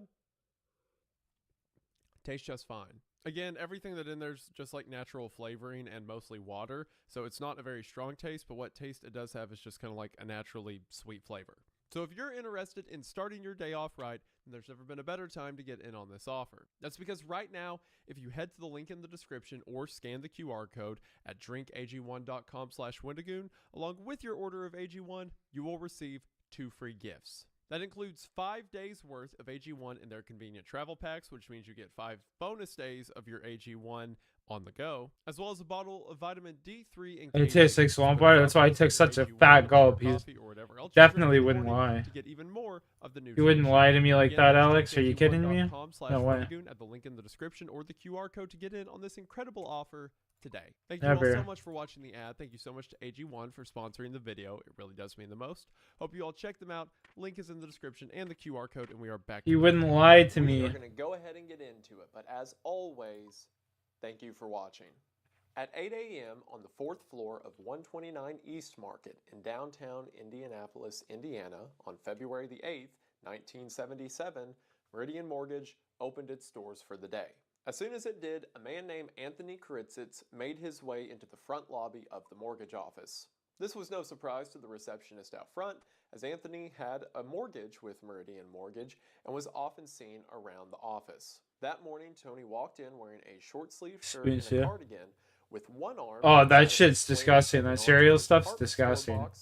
Nah, that shit's fucking nasty. Tony asked to speak with ML Hall. He just likes the money for sure, but that shit nasty. Business with for 4 years at this point. The receptionist said that ML is on vacation, but that his son, Richard Hall, who is the director of the company, would be in the office shortly. Tony said that that's fine and he'll happily meet with Richard instead, so Tony waits in the lobby. At 8:08 a.m., Richard walks into the lobby and sees Tony sitting there and invites him into his office. As soon as they get into the office, Tony asks if he can shut the door to the lobby as Tony needs to adjust his pants and doesn't want to seem untoward to the receptionist out front. Richard doesn't think anything of this and tells Tony to go ahead and shut the door as Richard takes off his jacket and sits down at his desk to start his day. It is then that Richard looks up from his desk to see that Tony has pulled his arm out of the sling to reveal a .38 caliber revolver now pointing in Richard's face. Tony then throws open the department store box to reveal that it was hiding a shotgun and metal wire. Tony demands for Richard to stand up as he ties the metal wire around his neck, across the shotgun, and onto Tony's finger. And with that, the hostage crisis of the dead man's line began. But there's a lot of backstory I need to cover to make any of this make sense. Why did Tony Kuritzitz walk into this office on the morning of February the 8th and hold the director of the company hostage? Well, to understand that, you need to understand the relationship between Tony Kuritzitz and Meridian Mortgage. And to understand that relationship, you need to understand Tony. Tony was born on August the 13th of 1932 and from the get-go had a pretty rough life. According to Tony's family, From a young age, Tony's father was quite mean. He would often yell and hit Gee. the young Tony, which instilled in the child Aren't they a all? sense of violence. While the rest of his family seemed to be loving and caring, it created a sort of dissonance in the man. As he grew up, people who knew Tony said that he was either on your side or against you. If he was your friend, then he was your friend through and through, and was someone who you could count on and would always have your back in a fight. But if he didn't like you, then he was always someone who was going to start a fight. And one of the cases this was the most apparent was within Tony's own family. Tony seems to have a lot of different odd jobs, working on a business for a few years before moving on to something else. For a period of time, his family owned a trailer park, and Tony worked at said trailer park. However, this seemed to cause tensions between him and his brothers to become stiff. In 1968, an altercation occurred when, for whatever reason, Tony fired a gun at his brothers. He was arrested for this, but eventually, for whatever reason. only a year later, in 1969, when Tony wanted to get out of the trailer park business, he apparently held his own sister hostage to receive the payout from his family. Now, depending on which family member you ask, the story's different. According to that sister, Tony just showed up mad, had a gun, and demanded that the rest of the family pay him what Tony felt he was owed. Whereas if you ask those family members who made the payment, he was holding their sister at gunpoint for 2 days before they gave him money and agreed to not report it to the police. So Tony's family paid him out $55,000, and Tony moved on to his next business venture. After a couple years, Tony located a piece of property in Indianapolis that, according to him, a buyer was interested in putting a strip mall on. So Tony's idea was that he was going to buy the land and then set up a deal with the business owner to collect a percentage of profits that the strip mall would make. Tony used the money from the trailer park to do this, but couldn't afford the total amount that the land would cost, so he went to Meridian Mortgage. He made a deal with M.L. Hall, again the owner of the company, and in that deal, Tony was loaned $130,000 to purchase the property. Now, according to the people at Meridian Mortgage, Tony was not the kind of person that they would typically loan $130,000 to. However, M.L. Hall, again the owner of the company, had struck just up a fucked friendship up. with Tony. So they gave him the loan, and again, all of this was expected to be paid off as the strip mall was developed and Tony began to make money. However, that strip mall was never developed, and it seemed every time Tony had a prospective buyer, the deal fell through. Now, the reason for this is debated, and don't worry, Tony will debate it for us as this altercation goes on. But for one reason or the other, a business was never developed on the land, and Tony had nothing to show for it. And, as you could imagine, couldn't afford payments on the loan. After 4 years and multiple extensions from Meridian Mortgage, he was given a hard date of March the 1st to make a payment.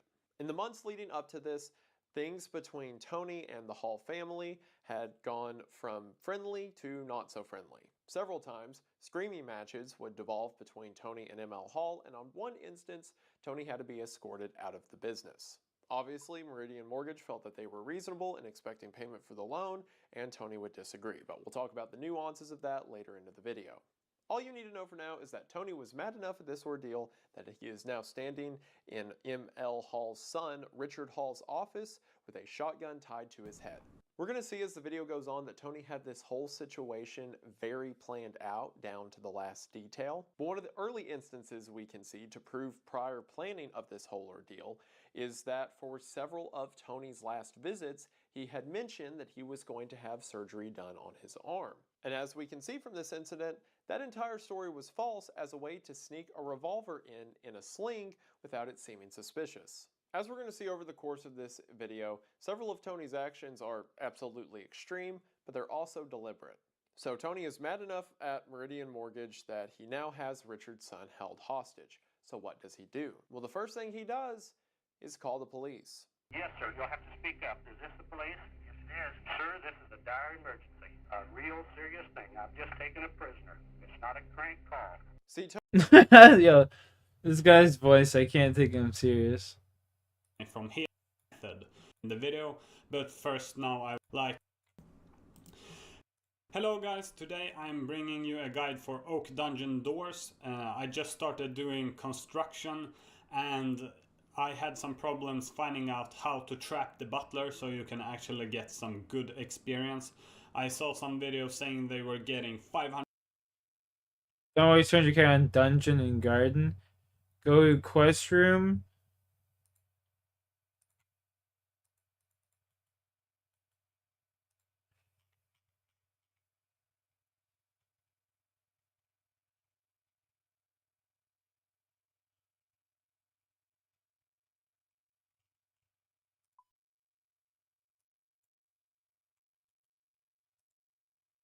Oh. Isn't this a quest room over here?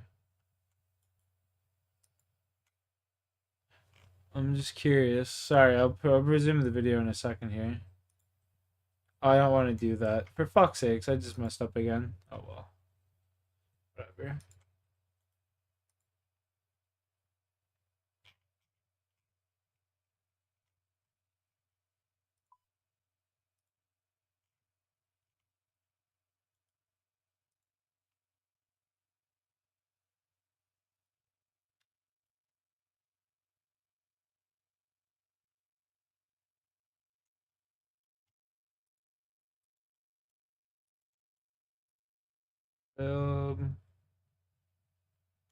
Or steel bars.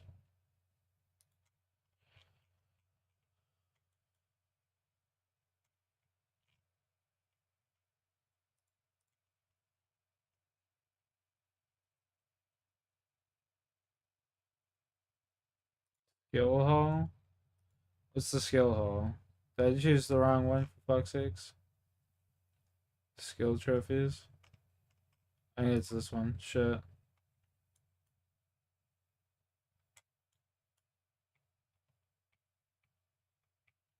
I don't know, we're trying them all.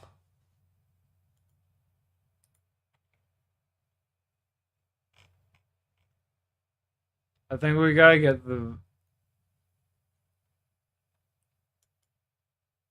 oak staircase.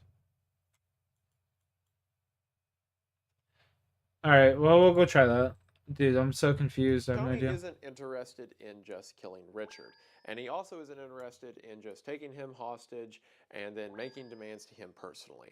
Tony has a plan, and for that plan to work, he needs an audience. So Tony, while holding Richard at gunpoint, makes a call to 911, a call which lasts about 50 minutes. Over the course of this call, we start to see things that are going to become more apparent as the story goes on. For example, Tony's extreme emotional swings, from being super buddy-buddy with the police and almost apologetic that he's doing this. I'm very, very concerned about this man's wife and his mother and his 4 children. I don't want them kids to be terrorized. I really am concerned about that. To angry and furious and seeming like he's going to kill Richard at any second. So if anybody dies in this situation, I'm going to take mine with me. I'm going to have my revenge. So, as you can imagine, police begin to fill into the first floor of the office building in downtown Indianapolis and evacuating as many people as they can. Eventually, a police officer hears yelling coming from the 4th floor and makes his way up the staircase, quickly being followed by another officer. And the two of them find that after the phone call ended, Tony has made his way into the front lobby of Meridian Mortgage with Richard at gunpoint. The cops pull their guns on Tony, who then pulls his own revolver back on them, again with the shotgun still tied to Richard, and the police quickly realize that their guns aren't going to do a lot.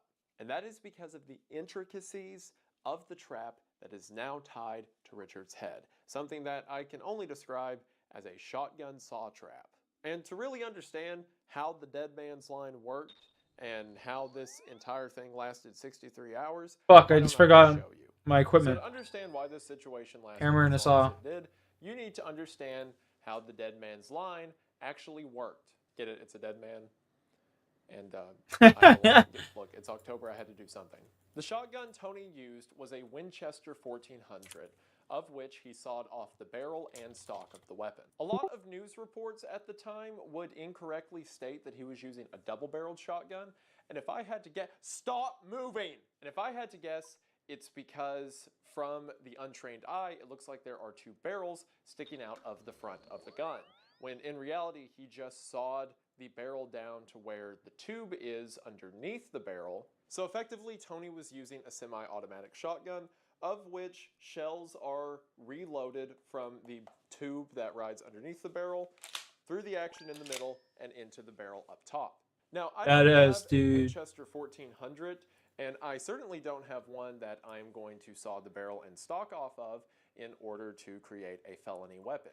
That's another thing that doesn't get brought up enough with this case. Tony committed a felony by sawing the barrel of the gun down as he did, but that just never comes up anywhere, so don't know what that's about. So to more accurately demonstrate the distances and how the mechanism worked, I'm going to pull out something a bit smaller. This abomination to God is the Kel-Tec P50 that is about the length, or at least substantial enough, to the sawed-off Winchester that Tony was using. You know, it's times like these when I wonder if my parents were onto something when they insisted I don't drop out of college. So the mechanism worked approximately as shown. Tony had the front of the shotgun wired to Richard's neck. The wire was tight enough that regardless of what position the two of them were turned in, the gun was always aimed at Richard's head. Because of this, in a lot of the footage, you will see Tony leading Richard by pushing the gun barrel into the back of Richard's head and then guiding him around. On the other end of the shotgun, there was a ring tied around the trigger of the weapon itself, in which Tony rested his middle finger. This meant there was constantly tension at the front of the weapon, keeping it pointed towards Richard, and tension at the back of the weapon, ensuring that if something happened to Tony, the gun would go off. This is where the dead man's switch or dead man's line notion comes from, because if anything were to happen to Tony, the weapon would fire. If at any point Richard was to try to get away from Tony and pull the gun out of his hand, the gun would fire. Yeah, that's crazy. If Tony was to be shot or fall to the ground, then the same thing would happen. As he goes down, the ring would be pulled, the gun would fire. The mechanism was set up in such a way that the gun was always aimed at Richard, and if anything happened to Tony, it would go off. As mentioned, the weapon was a semi-automatic shotgun, so it's hypothetically possible to get to the side of the weapon and pull back the bolt, or do something to jam up the chamber. But Tony had thought ahead of that, and through the entire ordeal, had the shotgun covered in a leather sleeve, meaning no one could actually touch the action. It's because of this the altercation lasted as long as it did, because there's no way for someone to get in there and actually prevent the gun from going off. And it's also just one of the most bizarre cases in United States criminal history that someone rigged up such a device in order to effectively get payback. So Tony pulls out his revolver and begins to aim it at the police and says over and over that he doesn't want to hurt them, he just wants what he feels like he is owed. The police, seeing the mechanism and realizing they can't do much about it, begin to that's crazy. back down the staircase as Tony follows. Also, as you could imagine, the 911 call as well as the evacuation of the office building started to make a lot of noise. So by this point, again, it had been nearly an hour, news crews started to arrive on the scene. The first reporter to arrive on the scene was a man named Skip Hess, who was at the bottom of the stairway as the entourage of the police officers and Tony, holding two guns with one of them tied to Richard, made their way past Skip as they went out the door and onto the streets of downtown Indianapolis. It was then at 9:10 a.m. when Tony exited the building that the first footage of the event begins to be made. A huge source that I need to shout out for where not only a lot of this information but a lot of the footage you're seeing came from is a website called deadmansline.com. Dead Man's Line was a documentary about this entire event that came out in 2018 for Amazon Prime, and sadly since then seems to have been taken off of Amazon Prime. So thanks to the age of entirely digital media, it is inaccessible. If it wasn't for Nuclear on Twitter, which huge shout out to him for getting me a copy by other means, a lot of this information otherwise would have just been lost media. And the website for the documentary, again deadmansline.com, is a great resource for a ton of the information and footage around this case, and I'll have it linked in the description. When Tony makes his way out of the office building, he takes a left down the street out front. Now, given that in a moment Tony is going to start asking for a police car, you'd think it would make more sense if he takes a right down the street where he parked his vehicle. However, for whatever reason, maybe confusion, maybe because a police car just causes more noise, Tony takes a left. With the news crew still filming him, Is that my little Tony cabin? runs into a parking garage. This is my and house. while in the parking garage, runs into somebody he knows. Which had to be an absolutely absurd moment for that guy. Imagine you just see one of your coworkers or acquaintances It's my in home. public and they have a shotgun tied to someone's head. I'm working on and getting my as Tony construction does, level he up. starts demanding to drive your vehicle. The man tells Tony no, so Tony has to awkwardly back out of the ramp that leads down to the Lovely parking garage. shack. I'm working on getting my construction level up so I can make He it then makes my his own way home to little Washington, which a I'm little not from spot. Indianapolis, but I am told is a pretty big street in Washington. At this point, there are police officers everywhere. At some point, a superior officer had told the men not to aim their guns at Tony, as the guns aren't going to do a lot. So there's just a bunch of police officers awkwardly following him around, holding weapons, but like pointing them in the air. At one point, Tony takes rest at an entryway to a store on Washington, and it's at this point that you can see he is very on edge. He keeps screaming and shouting, and everyone who was witness to this was afraid that at any second he was going to kill Richard. In contrast to Tony, Richard is incredibly calm.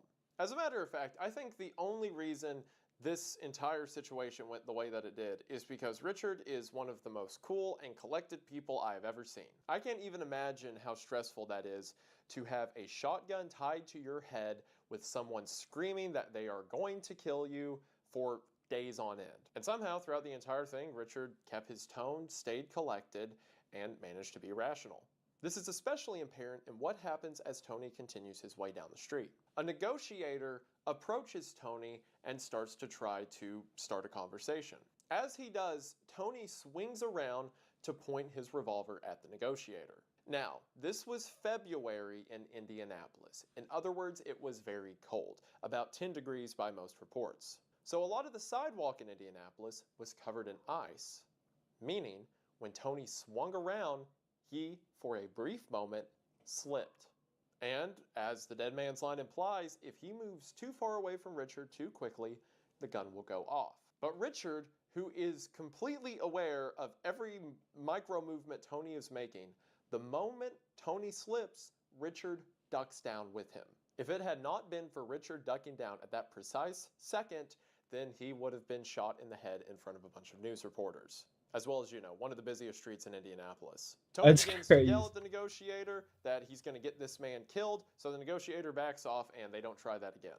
Tony eventually makes his way down the street and sees an officer named Kaufman standing in front of his open police cruiser. That's crazy. Tony goes up to Kaufman and takes a pair of handcuffs off of Kaufman's belt. He would use these handcuffs to handcuff Richard so that Richard couldn't try anything to get away. As if, the guy had an option at this point. Tony begins to make his way to the cop car, and as he does, to just add to the chaos of everything, a driver who is witnessing this and, looking out his side window to watch the insanity unfold, loses control of his car and crashes into a light pole. Tony and Richard get into the police cruiser by Tony going first and climbing over the middle console, pulling Richard into the driver's seat of the car. Tony orders Richard to drive, and the two of them take off through Indianapolis. He had me come over and he took my handcuffs and put him in his pocket. And he jumped in the police car there and then went west. Now, initially, a lot of people assumed Tony was going to make a run for it or go to an airport and demand a plane. As a matter of fact, Tony simply drives home. His home being apartment C308 at Crestwood Village. Tony makes his way to this apartment with the police and reporters hot on his trail. Once Tony and Richard get back to Tony's apartment, Tony says through the front door of the apartment that the entire place is rigged to explode. So immediately, the entire apartment building as well as the surrounding area is evacuated. And it was at this apartment building that the majority of the standoff would take place. Now, initially, the police thought that this explosive threat was just a bluff to get the police to back off. However, look at this map, chat. Back in the day, this is the map we had to use. As newcomers, we had to use this shit-ass little map.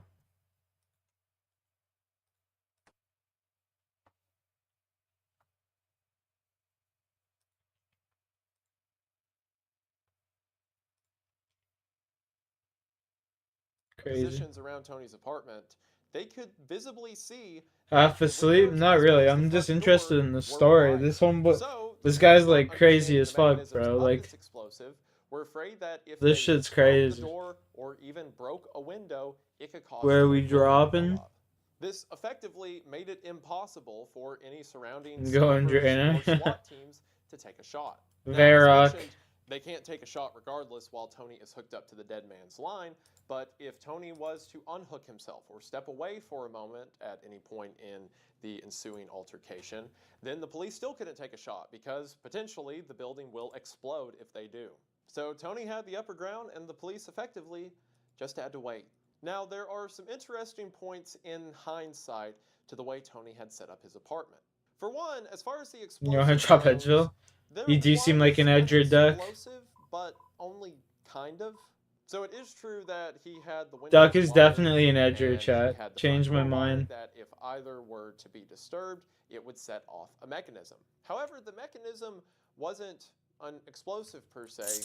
Instead, in the living room, he had this kind of device set up that was 2 bottles of gasoline on a chair that was leaned back and a candle that was lit and just burning above it. So the idea was if a window was shattered or the front door kicked in or something like that, it would dump the gasoline all over the floor and then the lit candle would ignite the gasoline. So no, it wouldn't blow up the building and kill everyone in it, but it's probably not a good idea to introduce, an immolation to this ordeal. And of course, if Tony and Richard were still That's in the room, crazy it would as be fuck. unlikely that you could get them out in time. And again, the This police guy is didn't know crazy the as fuck. specifics of this device. No, and no, Vaughn no. saying all Crazy this as happened fuck, was dude. all figured out later, so they were still under the impression that everyone in the building What was the going to fuck? die if they tried entry. Another interesting point of note that doesn't get brought up a lot is it seems from the furniture in Tony's apartment that he had arranged it to match the office of ML Hall. Most likely, as mentioned, Tony had been planning this ordeal for some time to methodically plan out each step he would take in Hall's office to go about the ransom. Again, he didn't expect ML Hall to be on vacation, so he had to take his son Richard instead. But again, this is all to point out that Tony was very purposeful in his foreplanning. Also, some people look at this and say, oh, okay, maybe a lot of this went wrong. Maybe Tony intended to have the entire hostage situation be at Hall's office. That's why he had everything mapped out. But if that was the case, then why have the apartment building already rigged to blow or, catch on fire? Maybe as a backup plan, but to me at least, it seems that Tony had always planned to make it back to the apartment in the first place. It's a lot easier to hold someone hostage in a building that you cannot be shot through. Some of the This 420 boobs authorities kid's a reporters fucking tried to bot. make contact with Tony, but were unsuccessful initially. Again, his emotions were on full display as sometimes he would be screaming through the door to his apartment, and other times he'd be crying over the situation.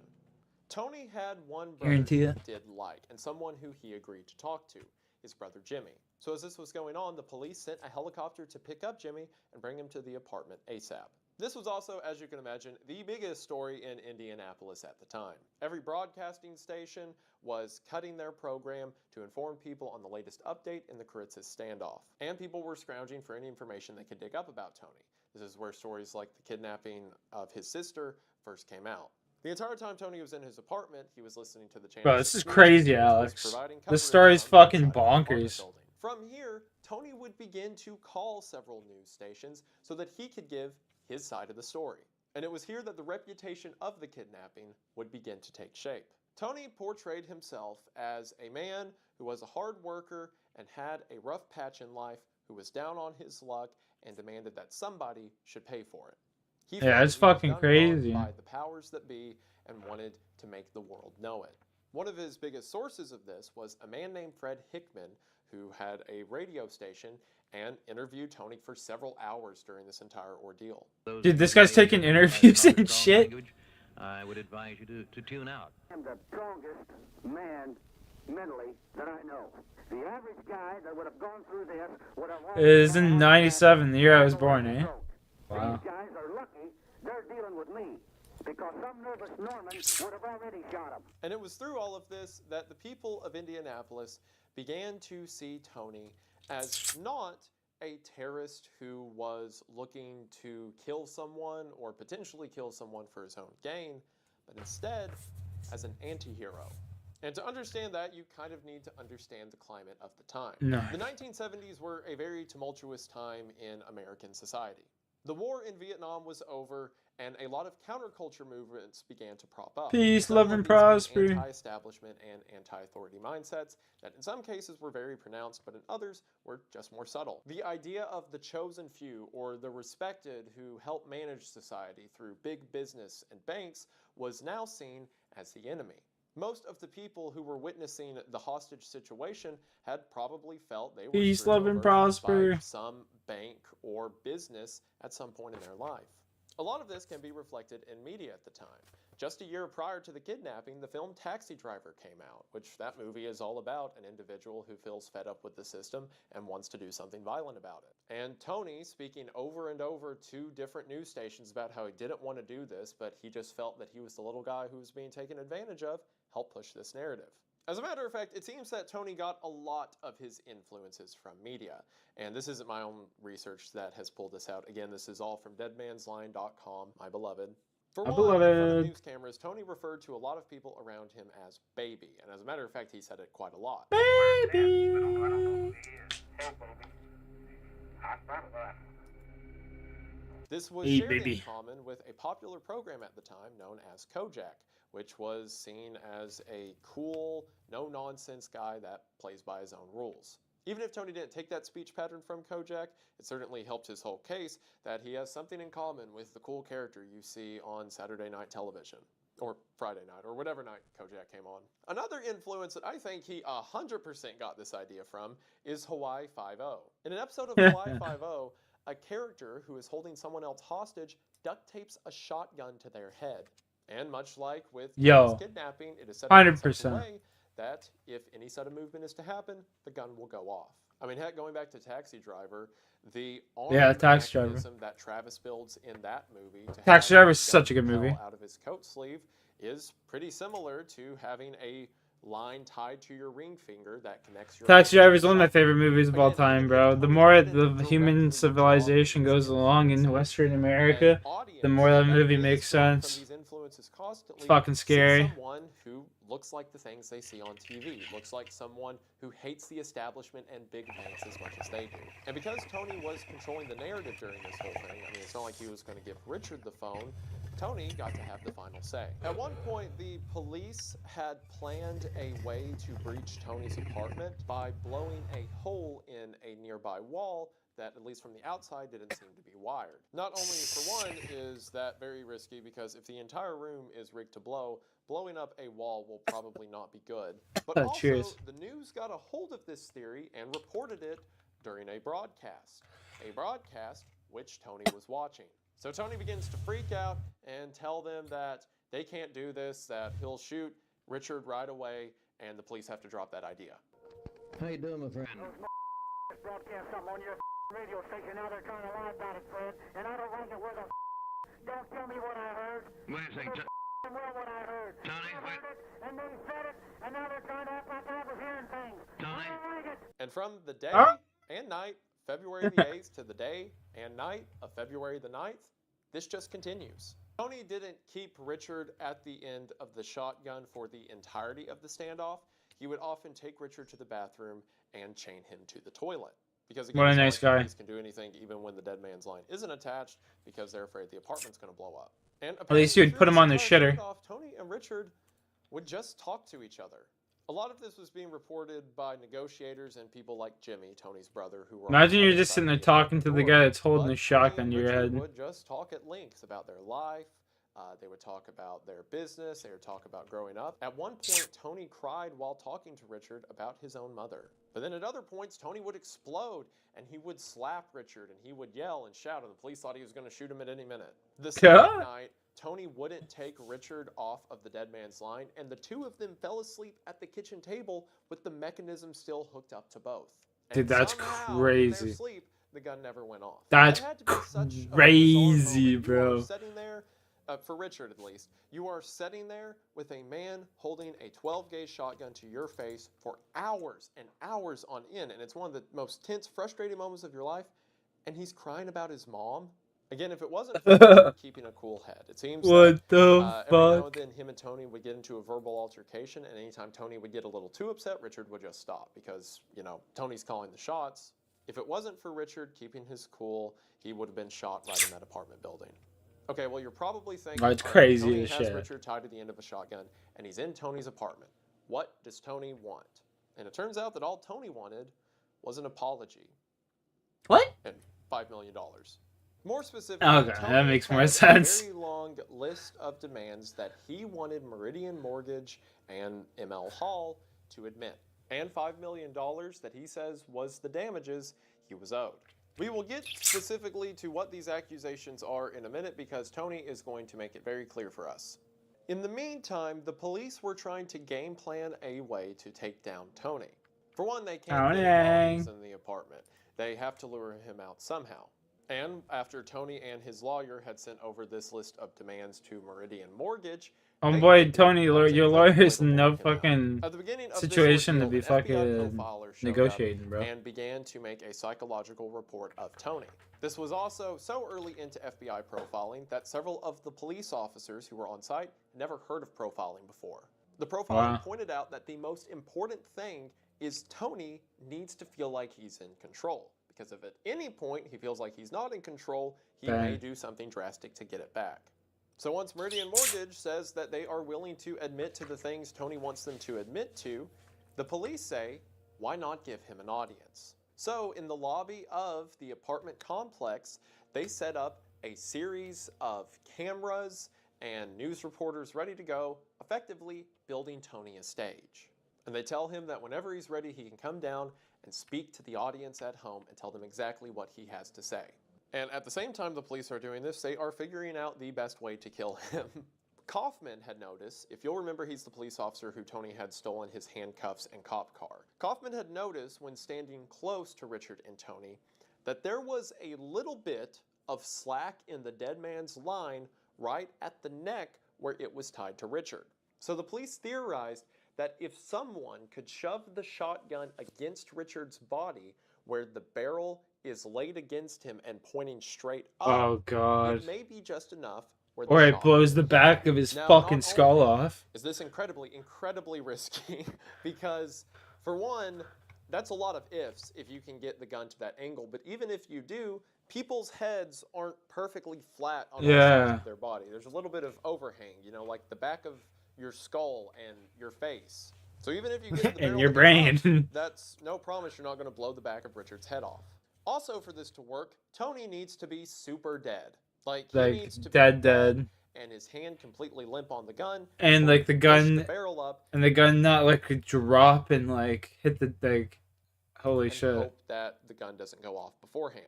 The police were so serious about this that they consulted with several doctors about what is the quickest medical way to kill Tony, to which the consensus was put a barrel to his brainstem and pull the trigger, and at that exact moment someone else grabbed the shotgun and shoved it up against Richard's body. So the police developed a signal. That's fucking Whoever insane. was standing behind Tony reached for his handkerchief and pulled it out to be seen, that meant it was the go for the guy behind Tony to pull a pistol and shoot him in the back of the head, and the other one to shove the shotgun up against Richard. So with the police having their secret trap in mind and Tony having a lot to say, Tony agrees to step out in front of the No cameras. fucking An interesting way, point bro. leading up to this is the fact that the authorities kind of didn't know what to do. Because of No this, shit, there what the is an fuck? almost Like, refreshing you amount don't, of honesty you don't exactly get this taught to you in the handbook at Training Academy. from everyone in charge. Is there any reason not to do it? Hell, I don't know. Okay. If there's any reason not to, I've never done this before. Authorities crowd around the stage where Tony is set to come out, and when Tony does come out, they just kind of stand there. All of the local stations in Indianapolis suddenly cut to the live broadcast of Tony. Bro, Princess. that's Tony fucking comes out nuts. furious and yelling and has a sheet of paper that he is ready to read off. Turn the damn cameras on. I'm gonna show you something. Read that, pal. Read it. This sheet of paper was the response from Meridian Mortgage and ergo the Hall family, basically giving in to Tony's list of demands, which again is an apology. Tony wants Meridian Mortgage to admit to what they supposedly did to him. And when Richard begins to read off the paper, Tony gets upset that Richard isn't doing it right and takes the paper from him. February 10th, 1977. This statement is being made to try and state the items that Mr. Karitzis alludes 2 as being the illegal. Hold it, I want this thing understood. I'll read it. So Tony reads out his list of 7 allegations to Meridian Mortgage, which, according to the paper, Meridian Mortgage has admitted to. So what are those 7 allegations? Well, if you remember, all of this started because Tony took out This is a crazy. $130,000 loan in order to buy a 17-acre piece of property in Indianapolis that would be converted into a commercial site. The first allegation is that a buyer by the name of Roscoe was interested in Tony's site. This is assumedly the individual who was going to put a strip mall or some kind of business front on the property. And Tony alleges, and the Hall family admits on paper, that they showed other sites to Roscoe after Roscoe said he was interested in Tony's location. The second allegation is that another potential buyer by the name of March had the same thing happen. He came and looked at Tony's site, and then Meridian Mortgage showed him other sites as well. The third is the exact same allegation, but with a company called Standard Grocery. The fourth is that a restaurant was going to put a business on Tony's land, but according to the statement by Meridian Mortgage, they did not find the terms agreeable. Tony, of course, takes offense to this because he doesn't care what's agreeable to Meridian Mortgage, as he feels the land is supposed to be in his own interest. It's at this point that Tony kind of goes on a tangent and says he was going to set up a deal with... Look at this guy, just got like an open glass of like alcohol probably right here. Guarantee you. To put property on the land. What the fuck? He would make $100,000 a year as well as 10% of any profits over $1 million. Which, of course, would amount to a lot of money, especially if a successful business is planted at Tony's location. The fifth is that First Federal Savings and Loan Association admits to killing the loan that Tony had taken out. Essentially saying that the loan association was taking the loan from Tony or demanding payments early or trying to set up a situation that he couldn't end up making payments so that they could later seize the property. Oh, there's as a it would rock be right here. I worth think I've more been money missing. than Tony paying off the loan itself. And while you may hear that and think that's horrible, remember this is them agreeing to something that is written on paper while the director of the company has a shotgun held on him. The sixth point is that Meridian Mortgage admits that it is improbable that Tony would ever make the payment in the first place, essentially saying that they set him up for failure. And then finally, the seventh point is that ML Hall accepts full responsibility for the current financial situation that Tony finds himself in. So, is any Seems of reasonable. that legitimate? No, And because it's signed under honestly, duress. We'll probably never know. From Tony's perspective, Tony took out a loan on a piece of property that there were potential buyers for, but then Meridian Mortgage shows the buyers other properties, meaning Tony cannot make payments on the loan he has for a prime real estate location, meaning eventually Meridian Mortgage would seize the property. Effectively saying the mortgage company set Tony up for failure so that they could benefit by him losing his investment. Looking at it from the other point of view, Tony did a very risky move by using what money he had to put a down payment on a property and then taking out a $130,000 loan and then doing all of that off of the word from some business owner that he might put a location at that property. What it sounds more likely to me happened is that Meridian Mortgage was the supplier and, co-owner of a lot of different land locations around the city. So whenever an investor or potential businessman would come to Meridian Mortgage, they just showed them multiple locations, Tony's being one of them. But from Tony's perspective, it looks like anyone who might be interested in his property is pulled away by other properties that Meridian Mortgage has a hand in. And also, as mentioned, Tony had taken this loan out 4 years earlier, and ML Hall had given Tony 2 years worth of extensions.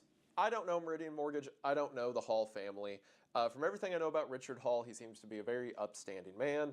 But again, I don't know. Businesses are often businesses and will, prioritize cut through it when business it comes to income money. over other stuff. But from everything I've seen, they were That's completely facts. fair to Tony and even more than fair, giving him extension after extension. Attempts to it drop. seems to me like Tony made a bad business investment and this was his last chance. His entire life was full of a lot of mishaps. And we know the lengths he went through to get this $55,000 he used to get the land in the first place. So when this So why does he final want the shot $5 falls million? through, of course he's going to be upset. But At least to me, it doesn't seem like Meridian Mortgage and especially You don't deserve 5 million. Hall If anything, you was deserve more 50K. responsible. But of course, the audience You at little home prick. didn't know about any of this. They just saw a very angry man who said a loan company was taking advantage of him. That's all they needed to hear. Also, as Tony is reading out this list of demands, he is very erratic. He is calling out to people around him. He's demanding people bring him water. He is talking to people on the police Just force poison that him. he knows. And then after he reads these 7 points, the tone shifts dramatically. Tony then starts to thank several family members. He starts to ask for his brother to come up to him again. He starts to apologize to his friends and family that he had to go through this in the first place. And at one point, even seems that he starts to cry. My aunt's in Akron, Ohio, and my cousins, and some damn good Greek friends in the state of Florida, and some people I was in the army with in New England. And I want them to know that, by God, I was right. I also have to apologize to this man's family. I'm sorry I humiliated this man this way, even though he must have surely had it coming.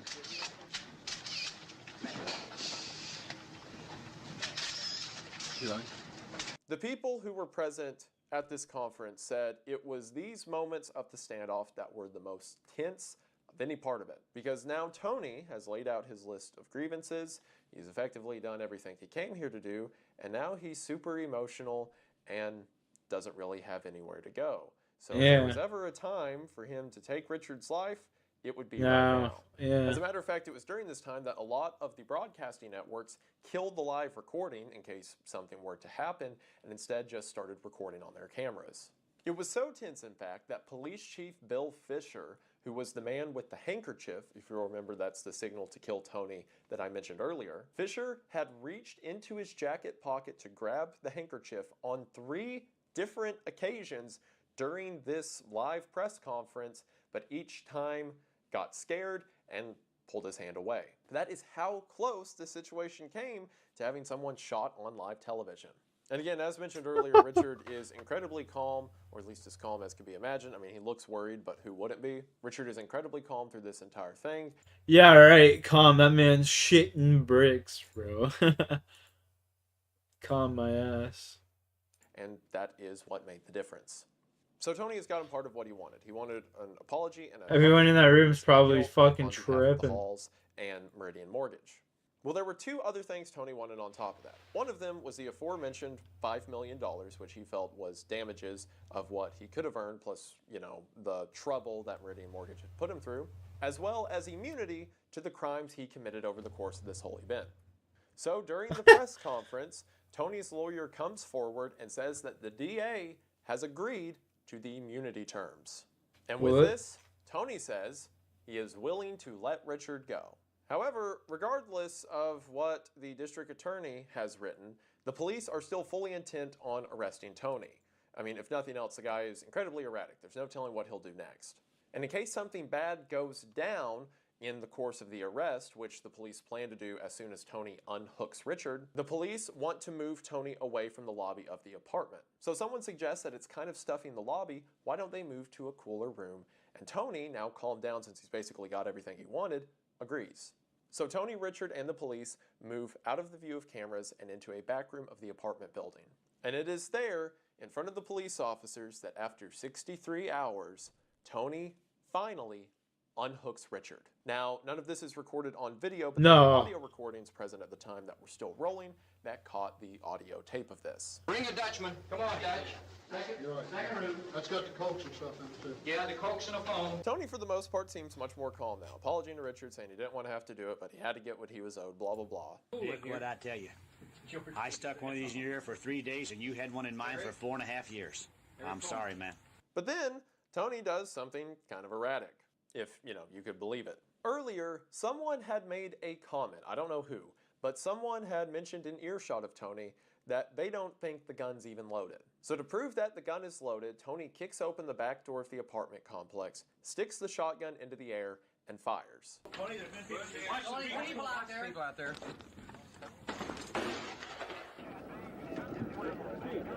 Now, to all of the news broadcasters who were witness to this event, all they saw was Tony and Richard go into a back room and then they hear a gunshot. So immediately, everyone thinks Richard's dead. The moment Tony fires that gun, he is tackled by several police officers, and on the night, February the 10th, Tony Kritzis is arrested. The DA steps over to the cameras, announces that he's been arrested, that Richard is safe, and all is well. Now, if you'll remember, the DA had made an official deal to Tony of an immunity agreement. However, that agreement was contingent upon the prosecution office's approval, which is a legal loophole to say, yes, they complied with Tony's demands and gave him immunity, but they also never intended to follow through on the immunity. However, it did its job by getting Tony to calm down and take the gun off of Richard. So while Tony is in jail, he is immediately furious at his lawyer for taking a deal that was never supposed to be followed up on, and Tony lucks into a really good lawyer.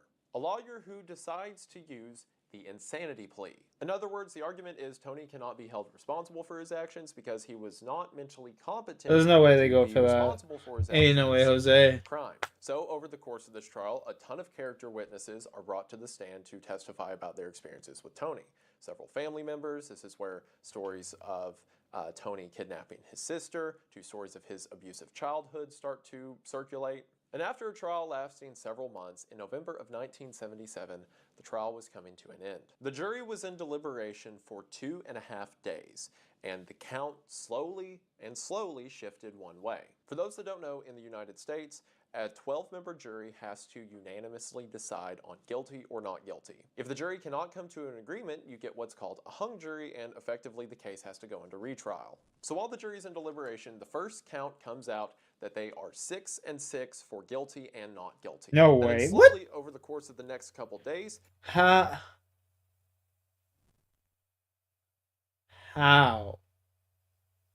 it shifts to 7-5, 8-4, 9-3, but no one knows which way it's shifting. Finally, after 2.5 days, on November the 9th of 1977, the jury comes to a decision. And that decision is...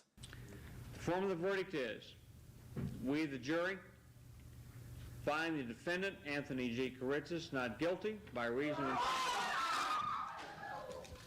That is right, not guilty. Now, if you're like me, you heard this initially and were like, what? Because... No. He's gonna have to go to like an insane asylum or something. For sure. He's gonna be medicated and all sorts of shit, but... Okay, so by modern legal standards, I don't think there is any way this would have happened. Not only is the insanity defense a very, very tricky one to pull off, because you have to prove that the individual was not responsible for their actions, which normally only happens if there's an intense history of mental illness. No, and it there is, doesn't yeah. really seem to be a lot of resolve or dedication to the crime being committed, and none of that applies to what happened That's fair. with the kidnapping of Richard Hall. Sure, Tony was always mad and short-tempered, but that is a far cry from not being, responsible for his actions. Well, in 1977, at least in Indiana, the laws around the insanity defense were a little different. See, at the time, if the defense argued not guilty by reason of insanity, the burden of proof was not on the defense, but instead the prosecution. This meant that if the defense says our client is insane, the prosecution has to prove that they are in fact sane. And every expert who came forward and psychologically evaluated Tony said that Tony definitely was in a sort of manic state, and that he's certainly unstable. And even though they never explicitly said he was insane, there was a lot of information that leaned away from the prosecution proving that he definitely was sane. And also the way that the law read is if he was insane at the moment of the crime. And while you can see how that would maybe work sometimes with like crimes of passion or people in the heat of the moment who attack or kill someone, that does not at all apply to Tony. Tony had organized his apartment into the office so he could plan out the attack. He had wired the place with explosives or the firebomb. He had made the whole design of the shotgun and the wire. He had even gone to Meridian Mortgage on visits before to say that he was going to get surgery on his arm so that they wouldn't think it suspicious when he showed up with an arm sleeve. Or I guess an arm sling. A lot of arms have sleeves, so a sling, you know what I mean. It is absolutely insane to me that this worked, but somehow it did. So now all Tony had to do was go through a psychological evaluation, and if it was determined that Tony was no longer insane, or in other words, no longer a threat to society, he was to just be released. However, and I guess it's kind of poetic that it would be Tony's own hand that caused this, Tony refused to have a psych evaluation. So because of that, he was held in contempt of court and eventually transferred to multiple mental health facilities for 11 years. Meaning that Tony basically could have gone free if he passed a psych evaluation. But because of his own stubbornness and not wanting to get one done, he was held in contempt. And it took 11 years for the state to say that they can't prove he's a danger to society and had to let him out. So even though he got the one verdict in the one situation at the one point in history that would have meant no time in jail or mental health facility, he ended up doing 11 years in mental health facilities. This was such a controversial point in legal systems at the time that it was because of the Tony Kritzitz case, as well as the John Hinckley Jr. case, the guy who shot Ronald Reagan, that Indiana, as well as several other states, changed the rulings on the not guilty by reason of insanity argument to switch the burden of proof onto the defense rather than the prosecution, which is pretty much how we got it today. So the reason that legal argument is the way that it is, for a large reason, is because of this story.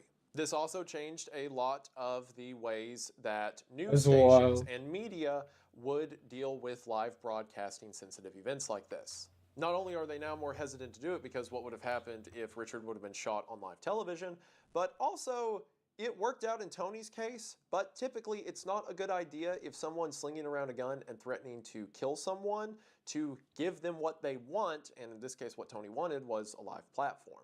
Also, another side effect of giving someone like Tony Kritzitz a platform is you let him shape a narrative. And for an example of how that can be a bad thing, look at Richard Hall. Richard was at an Indiana Pacers game when the not guilty verdict was announced. Because it was like the biggest story in Indianapolis at the time, the not guilty verdict was announced live at the game and the whole crowd cheered. Because again, to these people, Tony was seen as the little guy who was fighting against the powers that be. When, as mentioned earlier, that doesn't seem to be the case. Or at least not entirely the case. Imagine being Richard going through like the worst moments of your life only to hear everyone cheer when the guy gets off for it. Right after that's wild. He gave one press conference with his wife and then disappeared from the public eye completely. The only interview he gave for years was to Alex, a Discord high school link, student please. who was doing a report about it for an end of the school year project. And all he told her was that he doesn't want to talk about it. And it seems that this situation ate Richard up for years. It doesn't help that in the years following this, his father would die, Meridian Mortgage would shut down, and he would go through a divorce. He says for a long time, being a man in the 1970s, he didn't think he was supposed to be emotional about it.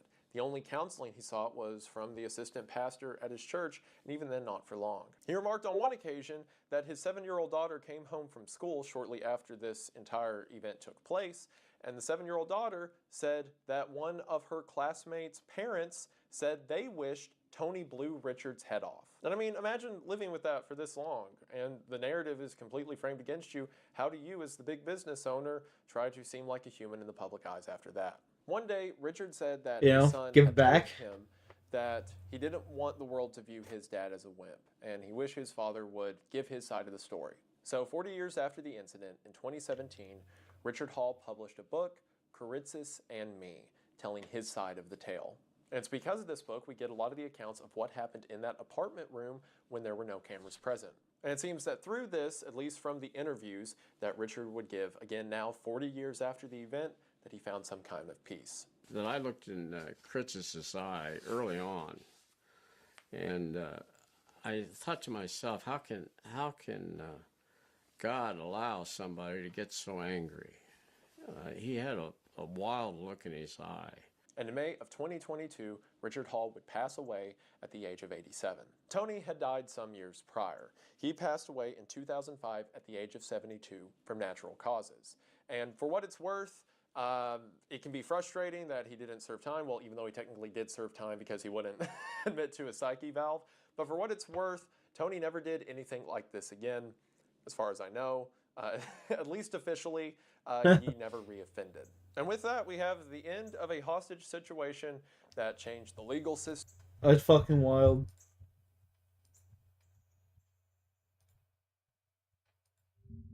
On February the 19th, 1994, at 8:15 p.m., a 31-year-old woman named Gloria Ramirez was admitted to the Riverside General Hospital in Riverside, California. Within the hour, her mysterious condition would leave 23 people injured, 5 hospitalized, and herself dead, with no solid explanation to this day. However, it seems that now, through a series of terrifying coincidences and a whole lot of science, we may have an answer to what happened that night in Riverside, California. Hello everybody, today we are going to be talking Radiation? about the mysterious death of Gloria Ramirez, also known as the Toxic Lady. Every aspect of this case, from the events of that night to the investigation That bitch's pussy followed, stank so is bad, bizarre. everyone was If you're like me, dying. then you've probably heard this story passed around on either old creepy YouTube videos or mystery You already internet know. forums. And while a lot of people have kind of chalked the case up Case of to Richard a Ramirez, supernatural occurrence what's or her just name? one Richard Gomez? unexplainable phenomena that will probably Richard Ramirez never is like the happen Night again, Stalker. the true answer is much more terrifying and depressing. And if I had to suffer through it, then you have to suffer through it with me. So stick around as we talk about the death of the Toxic Lady, Gloria Ramirez. And you're not going to have fun with it. I'm going to have fun with it because I get to talk about it, but you're not going to enjoy it. So get ready to watch me enjoy this. But before we talk about that, we need to talk about something that is admittedly less fun. Life insurance. Is it important? All you have to do is go to policygenius.com and for right.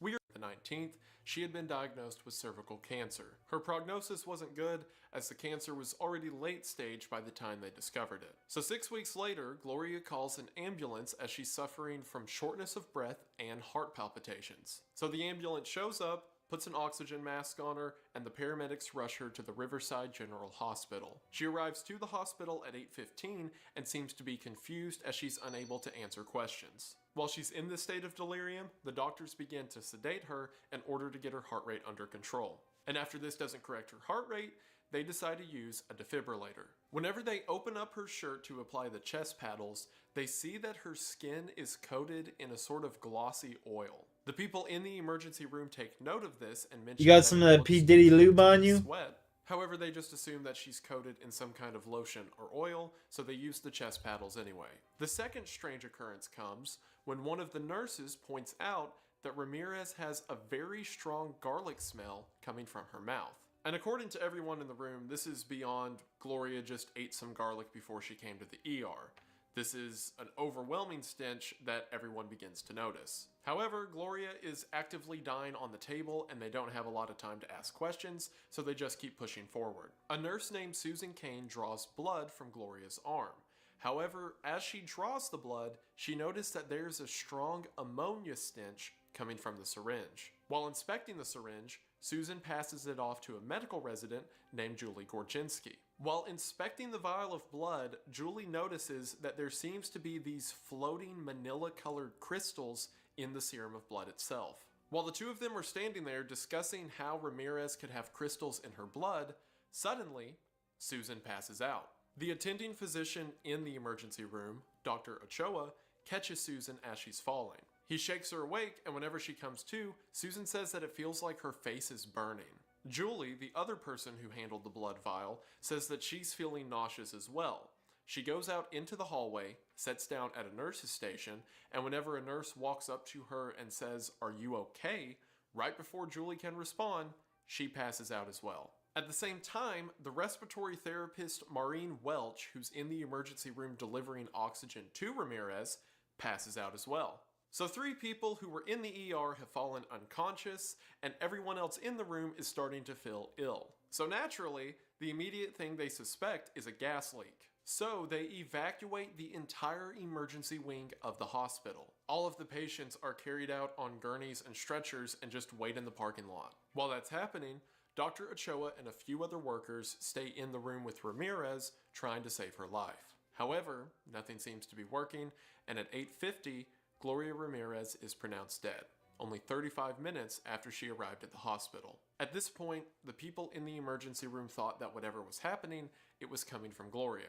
So a couple of workers moved her to a quarantine room just to be safe. Right after Gloria's body was moved into quarantine, one of the workers who had moved Gloria, a woman named Sally Balderas, began vomiting and said that it felt like her skin was burning. To make sure that the hospital was safe, a team of people in full hazmat suits investigated the emergency wing. They found that there was no gas, chemical, or biological leak in the hospital. So whatever was happening must have been coming from Gloria. To contain whatever this was, Gloria's Is this actual footage, Alex? Do you know?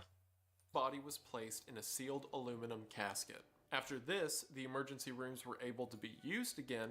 However, 23 people reported feeling nauseous or ill, and 5 hospital workers were hospitalized. Among those were Susan Kane, who spent 10 days in the hospital, and Julie Gorginski, who spent 2 weeks in the hospital. So immediately the question became, what happened to Gloria Ramirez? And it became a national mystery, as you can imagine, as to what caused this bizarre spontaneous sickness. Well, after 1 week, Damn. an autopsy was conducted.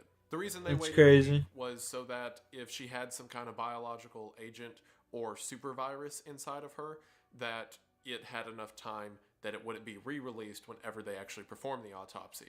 They performed the autopsy in full hazmat gear as well, just to be double safe. I'd be And the keeping that craziest mask thing on, they big found boy. in the autopsy is that she was completely clean. Or at least she was clean from any chemical or radioactive elements What? that would have caused what happened in that emergency room. The only things they found in her system were Tylenol, lidocaine, codeine, and Tygan. Tygan is an anti-nausea medication. These are all things that would be standard for a suffering cancer patient to have in their body. Also, that medication of Tygan is important because Tygan breaks down into amines in the bloodstream, which would explain the smell of ammonia on the blood vial. It doesn't explain the little crystals floating in the blood, but we'll get to that. In this initial autopsy, they were mainly looking for a cause of death, and it was determined that Gloria died due to heart complications that arose due to kidney failure. It seemed that the cancer, as well as the medication she was on, caused her to get kidney failure, and she was also going through the early stages of liver failure. These things caused a backup of toxicants in her system, which eventually led to heart problems and her eventual death. However, kidney failure doesn't explain why 23 people who were in the building also got sick. So they resealed her like, what body, the fuck? and then 5 weeks later, they perform another autopsy where this time they collect samples. Also in tandem with this, the Department of Health does an investigation at the hospital. And once again, they can't find anything that they're testing for, so the Department of Health determines that Gloria again died of kidney failure, and everything else that happened in the hospital was mass psychogenic illness. Or in other words, mass hysteria. The reasoning for this, again, they couldn't find any direct kind of agent in Gloria's system that would have caused all of this. And also, they interviewed 34 people around the hospital to try to get all the information they could about that night. And it seems the people who were the most ill were women and people who didn't eat anything for dinner that day. So people who had skipped a meal.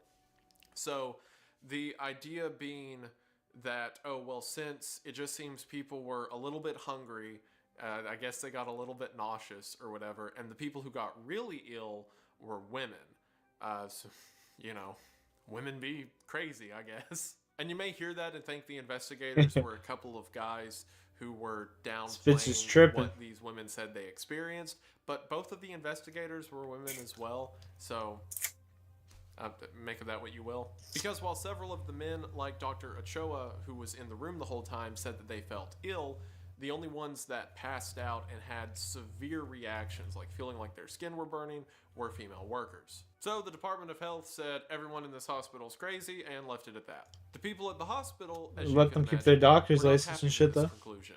One of the people who strongly disagreed with this conclusion was Julie Korchinski. If you'll remember, Yeah. she was the second person to pass out on the night Gloria died. She spent 2 weeks in the hospital and developed hepatitis and avascular necrosis in her knees. So the hospital asked other people to take a look at the data, and eventually they reached out to the Lawrence Livermore Laboratories. At Lawrence Livermore, they took the samples that were taken from Gloria's second autopsy, and instead of just running it through to see if they could find any toxicants, they decided to just run it for everything and see what was in her blood and tissues. The only thing they found, aside from some traces of other pain relief medication, was a chemical known as dimethylsulfone. Now, dimethylsulfone, or DMSO2, is a naturally occurring chemical that can be found in trace amounts throughout the body. If you eat a lot of plants or eggs or something that contains sulfur, it is a trace element that is made as a byproduct of your body's digestion process. However, dimethylsulfone is, for one, very, very sparse in the body to the degree that most people would never even test for it, and in the body, it naturally decomposes after about 3 days. And two, dimethylsulfone is harmless in any reasonable concentration. As a matter of fact, methylsulfone, which is also known as methylsulfonylmethane, or MSM, is a popular alternative medicine. Chat, MSM. So trace amounts in the blood wouldn't be enough to kill you. However, That's what almost was strange MSN. about this amount of methylsulfone in Gloria's system is that it was not a trace amount. From the samples that were taken 6 weeks after Gloria's death, she had 3 times the normal amount of methylsulfone in her system. And while that may not sound like a lot, remember, methylsulfone degrades after about 3 days. So if this was after 6 weeks, then at the time of death, she would have had dozens, if not 100 Then times the seeking normal meth. amount in her system. So Sounds Pat gay. Grant, the scientist who was researching this MSN. case, decided to do some more digging. And he discovered a link the good old to something days. known as dimethylsulfoxide, or DMSO. Now, dimethylsulfoxide and dimethylsulfone are very similar to each other. They're just one oxygen atom apart. And DMSO has a whole history when it comes to medical treatments. Back in the 50s and 60s, You didn't learn me DMSO something was today, thought to boy. be a sort of cure-all. People would take it as a pain reliever for sprains or breaks. They would take it for headaches. They would apply it in a sort of ointment if they had any kind of swelling or cramps. However, in 1965, doctors found that prolonged use of DMSO can cause damage to the lens of your eye. So the FDA began to blacklist Maybe that's it what's as a wrong with direct me. medication. Now, DMSO is still used in a lot of medication today. It is a much diluted form from what it was back in the 60s, but it's used as a sort of applicator in a lot of topical ointments that you use for like muscle pain or cramps. And you can even get straight up DMSO cream that is, again, diluted from what it was in the 60s, that is used as an alternative medicine for things like muscle pain. It's also used in veterinary medicine to treat horses with some kind of inflammation or swelling. So DMSO was kind of kept as a niche concept in medicine, at least when used by itself, up until the 1980s, when some scientists began to propose that DMSO could be a form of cancer treatment. As a matter of fact, 60 Minutes even ran an episode about it. So you have this chemical, dimethylsulfoxone, that a lot of people believe might be a kind of cure-all or treatment for cancer that is used in some part in, standard pharmaceuticals when it comes to like topical creams and stuff like that. But that wasn't enough for some people. So there is another way to get DMSO. DMSO, whenever it is highly, highly concentrated, is a very powerful degreaser. You can buy it in a gel form at hardware stores, and it gets used as everything from oven cleaner to paint remover. It is way more concentrated than even the pills that people were taking back in the 60s of DMSO, much less the way it's used in medicine today. But it was this little trick of the trade back in the 80s that if you were like a college athlete and you got sore muscles a lot, you could go to the hardware store, get some DMSO gel, rub it on the muscle, and then the next day, the pain would be gone. I cannot properly state the amount of chemicals you're shoving into your body when you are doing that. And for the sake of this YouTube video, let me be clear, do not rub oven cleaner on your body. So Pat Grant's researching all of this, and he finds that with the DMSO gel, it has the strong smell of garlic, which, if you'll remember, is the same thing the people in the emergency room reported came out of the mouth of Gloria Ramirez, and that in its gel form, it looks like a bright, oily lotion, which, if you'll remember, is the same thing they saw on Gloria's chest whenever they went to give her the defib. So it seems that Gloria maybe wanted to try DMSO as a home remedy for cancer, which again, a lot of people at the time believed that it might be, and that would explain the oil on her body and the smell coming from her mouth. However, it wasn't dimethyl sulfoxide that was found in her body, it was dimethylsulfone. So that would mean the DMSO in her body needed to be spiked with a lot of oxygen to become dimethylsulfone. So Pat Grant thought about this and remembered the detail that she was given an oxygen mask on the way to and while she was in the hospital. And it's not hard for dimethyl sulfoxide to become sulfone if introduced to an area with a lot of concentrated oxygen, like an oxygen mask. And the other interesting detail about DMSO2 is that at room temperature, it forms into small crystals. So Grant did an experiment. He took a blood sample, mixed it with DMSO2, and sure enough, small manila crystals began to form in the serum, meaning that could be the explanation to the crystals that Julie saw in the blood that night. Because while it was in Gloria's body, it was too hot to form these solid crystals, but as soon as it was removed and brought into the temperature of the emergency room, it cooled down and began to form the solid shards. Now, there's one big hiccup in all of this. Like, sure, we've got to the point that DMSO could have been what she put on, and that was converted into DMSO2, which would explain the smell of garlic, the oil on her body, and the crystals in the blood. And remember, the smell of the blood was explained with the nausea medication that we already established she was on. So it seems that all of that's taken care of. However, neither dimethyl sulfoxide or dimethyl sulfone is toxic, and especially not toxic enough that it could get into the air and make a bunch of people sick. So Grant continued to do research, and he found that on the same tree of sulfoxide and sulfone, there is another chemical known as dimethyl sulfate, or DMSO4.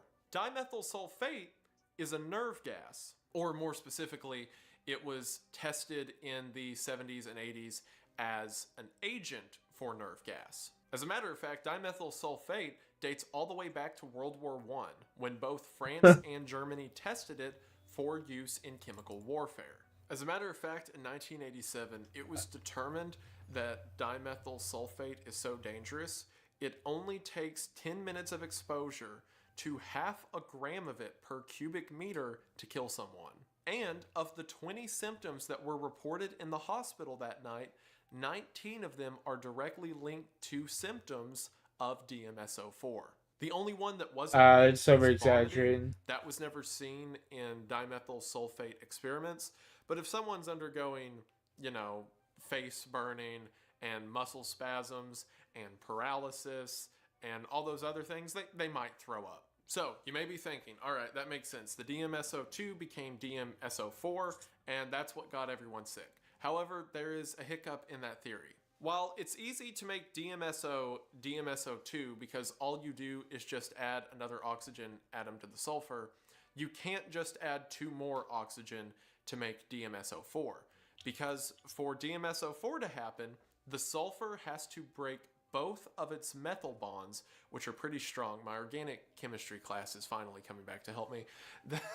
The sulfur has to break 2 methyl bonds, which are both strong, and then connect to 2 additional oxygen atoms, and then those oxygen atoms connect to the methyl groups. Meaning that whereas for the first step, it's just, add some oxygen and there you go. For the second one, you need a lot of energy to break everything down to its base components and then reform as dimethyl sulfate. And dimethyl sulfate itself is a pretty strong chemical.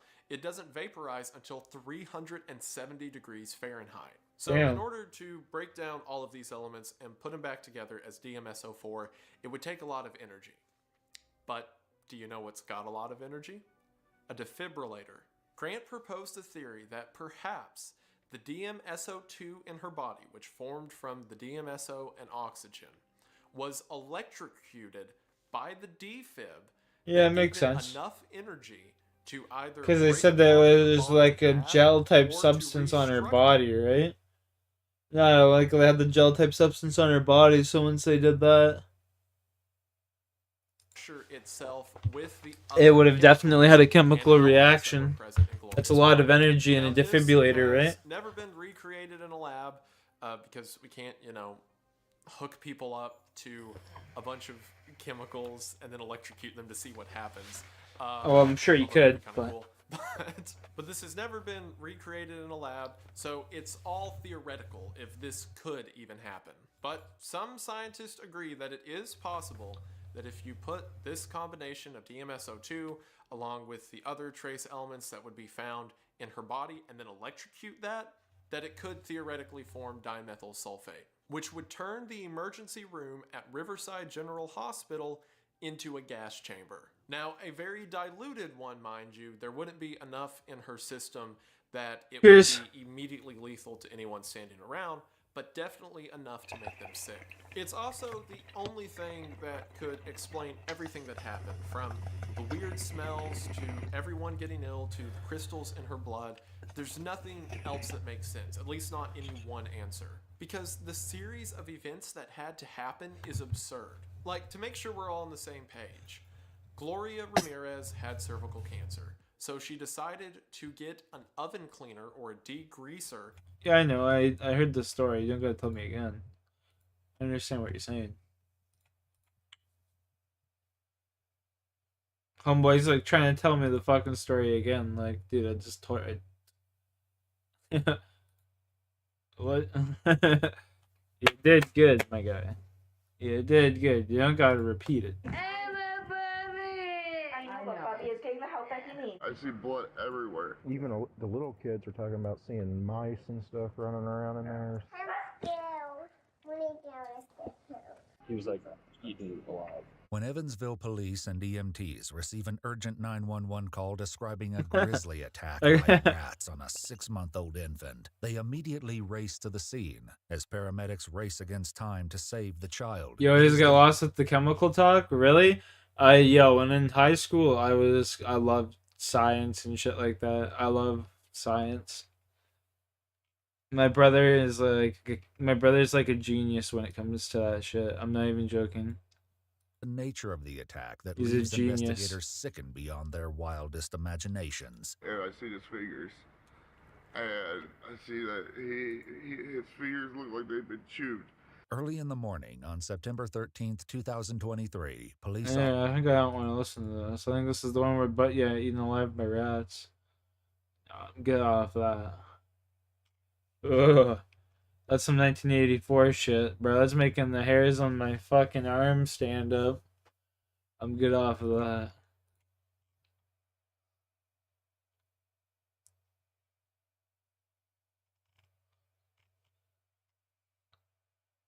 Actually discuss it, dude? Yeah. And get off that. Watch this video. So the video looks like a banger. It's Kayla on behalf of Grammarly to tell you all about the free version. Well, this first comment right here, I'm not reading any of the other ones. That first 911 call is one of the most truly chilling I've ever heard. She died right in that moment.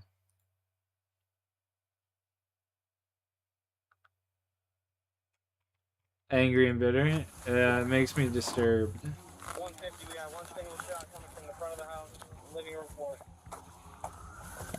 Do you see anything, Roland? No, I heard the shot though. Is there anyone else in this room? No, nobody's here, just me. Just you? Am I gonna be able to come back in here? It may be a while.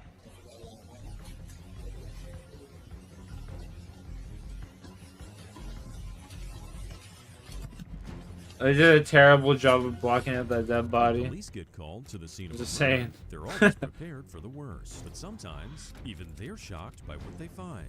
Killers can do the most unimaginable things, and you never know what to expect when cops make disturbing discoveries while searching killers' homes. Stay right there. Do not move. Do you understand me?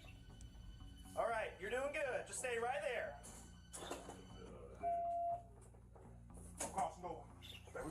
On August 23rd, 2022, early in the morning, Fulton County, Georgia police received a frantic call from a woman named Bro, I'd love Tanya. to be a cop and Barely just... able to speak clearly, Tanya said she Is this AI? No, that's not AI. There's no way. There's no way that's AI.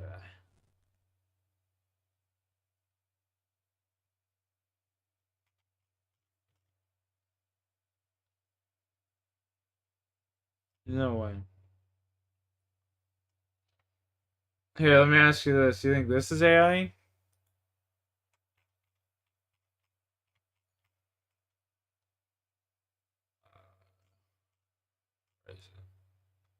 Do you think this guy, this is AI? Yeah. Police department! No, it doesn't smell good. What started as a routine welfare check on October 25th, 2018 would soon spiral into a nightmare. You think that's AI?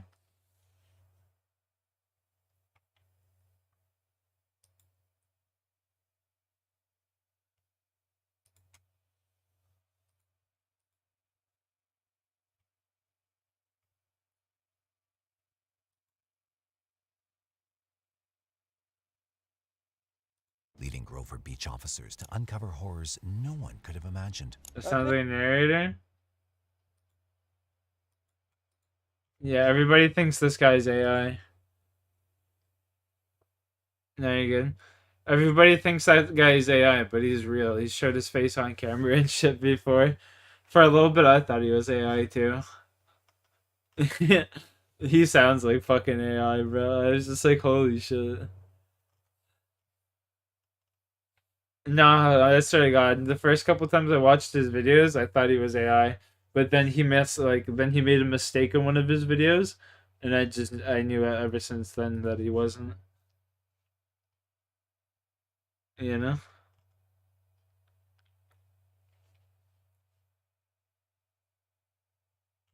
Like very like he sounds like AI though. You gotta admit that motherfucker sounds like legitimate AI.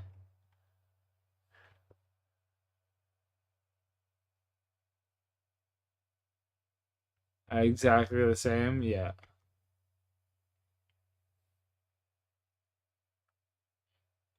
Yeah, they butcher their names hard. G Hennifer.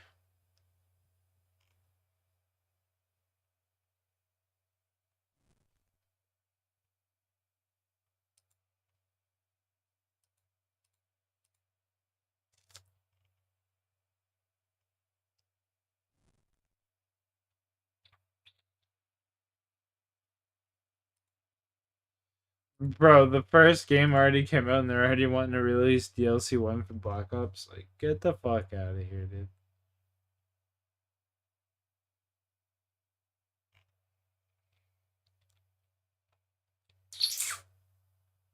That's crazy.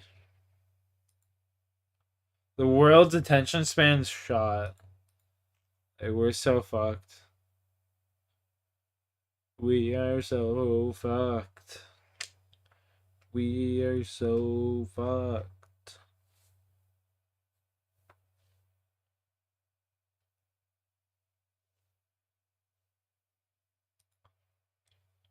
Other species were cut. Were obliterated. Nuked. No, not worth full price. Do not pay full price for that shit. I swear to God. Not worth it.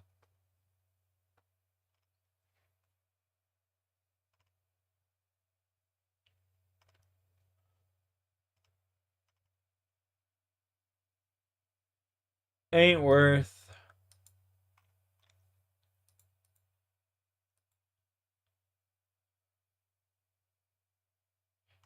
I'm not sure. I'm not sure how this year will work. I think they might be free, to be honest with you.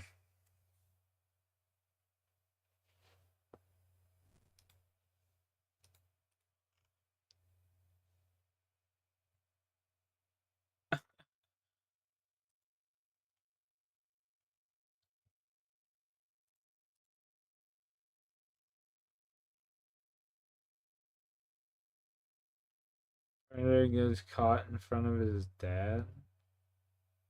What?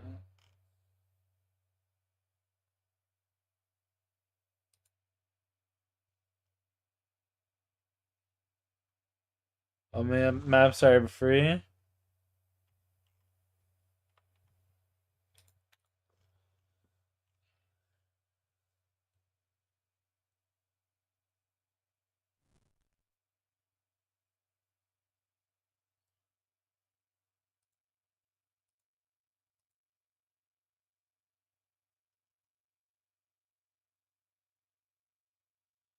Yeah, they should be free.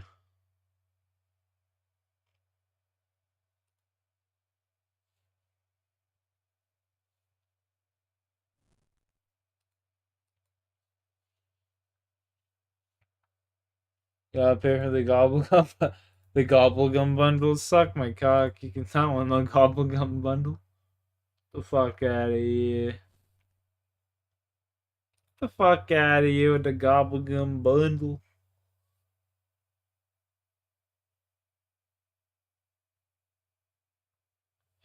What a gobblegum bundle. Yeah, I know, it's $100 for us. Yeah, like it's like it is $100 for sure.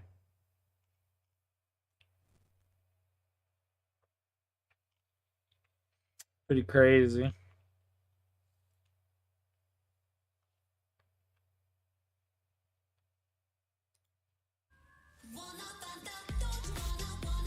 Have you guys watched The Penguin? Anyone in my chat actually watched The Penguin? If Batman Bruce Wayne is going to show up in The Penguin, now is the time. Spoilers will lie ahead for The Penguin Episode 7, Top Half. The My penultimate boy, The episode Wave. of The Penguin saw the final days of calm before the storm. And now the Penguin and his forces are rearing themselves for an all-out war against Sophia. Sal Maroni is dead, Sophia is hellbent on revenge, and the Penguin has an empire to cement in the very foundations of Gotham. In the last episode, we saw that Sophia attempted to ambush Oz with a car bomb, which was delivered into the catacombs beneath Gotham City where Oz was running his Operation of Bliss. When the bomb detonated, it ripped apart the foundations holding up This an TV show's entire pretty city good. block and sent the Just surrounding on its area own. plummeting into a crater. Right now, we don't have an official death toll, but we do know that this is a significant. It has nothing to do with that. Well, it has a lot to do with We received Batman, video but on like where even with Batman that, is it doesn't have menacing Batman the in it. Penguin, and why he hasn't interfered with the Penguin's operations until now, or hopefully until now. And that video was broken down into two general halves and thoughts. First was the dual identity of Bruce Wayne and the Batman, and how we hope that Bruce Wayne is taking some time to invest in his social and political power as a billionaire. But we don't get too deeply into that here. The second half of the theory, though, is what is important. Part of what makes the Penguin so brilliant as a criminal is that he knows how not to draw attention to himself. He's always flown under the radar and kept his operations relatively small, watching, lurking, and learning. Oz only skims what he knows and what he can get away with. He keeps to himself and knows how to stay hidden while letting someone like Carmine be the public face of any operation. Now, however, this half of the argument is no longer valid, as this war with Yeah, I don't know, bro. an entire city block of Gotham. So what does this mean for the finale? And more importantly, how does this event likely catch the eye of the Batman? If Batman does not investigate the site of the explosion, then there will have to be a very good explanation for why, and why he decided to look at something more important. When he almost inevitably does investigate, though, it shouldn't take him too long to figure out who is behind it. Different cinematic interpretations of Batman take different approaches, especially when it comes into his detective skills, with some depictions leaning more heavily into his detective side than others do. This universe, however, has gone out of its way to highlight exactly how intelligent Batman is when it comes to investigating crimes. So let's take into account the evidence that he would have to work with. He would not only have the mushrooms that have been producing bliss, but also now the wreckage of the equipment that they've been using, as well as the bodies of several henchmen. There is more than enough here to at least make Bruce suspicious of Oz, especially since the Falcone family has been undergoing renovations since the death of Carmine. The rest of the Falcones are dead. Sophia has risen to power, changed her name, and yet, Batman has not directly interfered. He may be stretched thin here, or have other priorities at the moment, but that doesn't mean that he's not informed. So now the explosion... The Sigma rocket launcher? That's funny.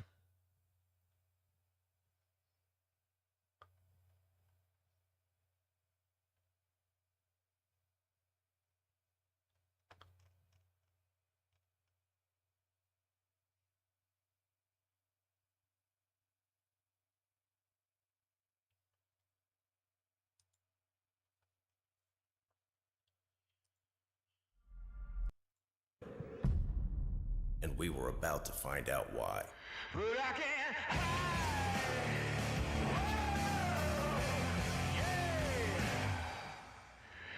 My evil way.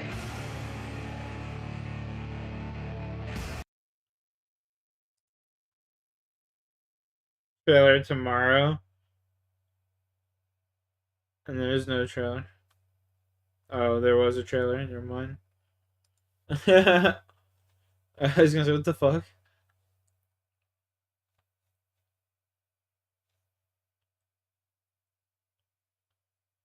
Dante's Inferno and the 9 levels of hell explained. Good book, Dante's Inferno. Good book.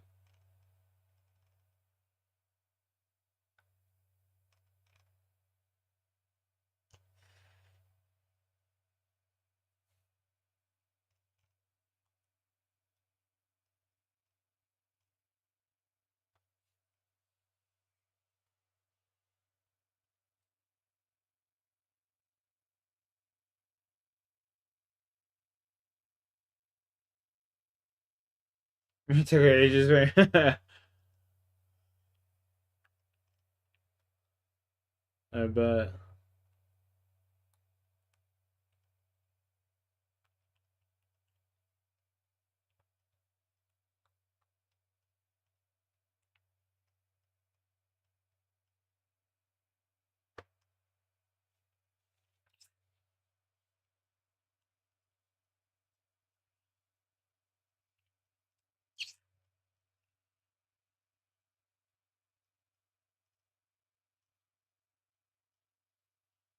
Nothing even really that good to watch right now. I don't know. I don't know.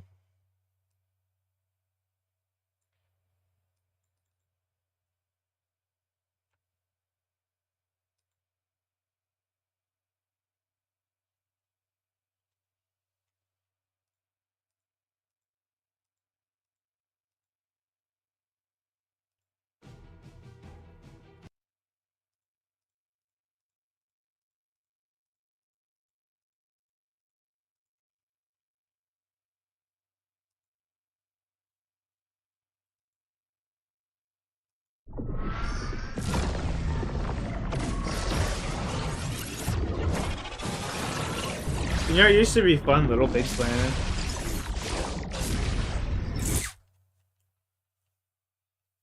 Little Big Planet used to be hella fun.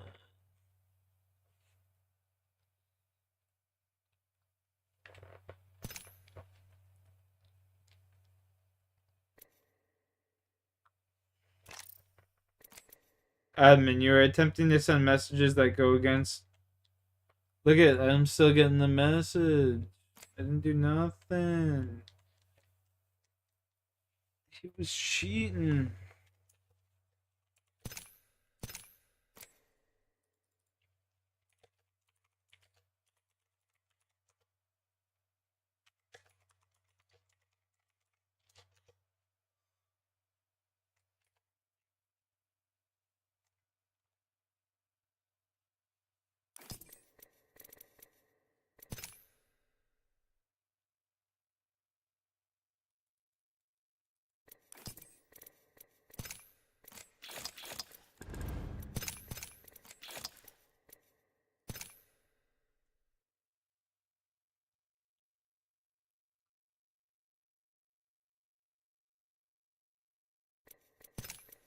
Yeah, the tech voice comes. Yeah, fair enough. Fair enough.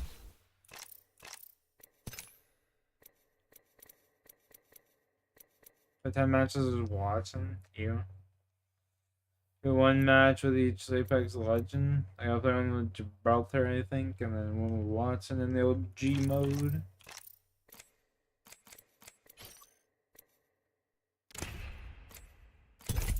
Grind and rank though, because you know how it goes.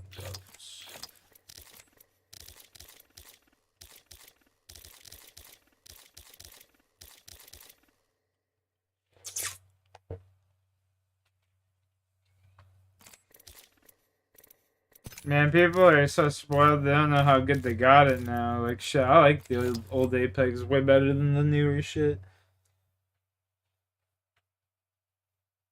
Personally.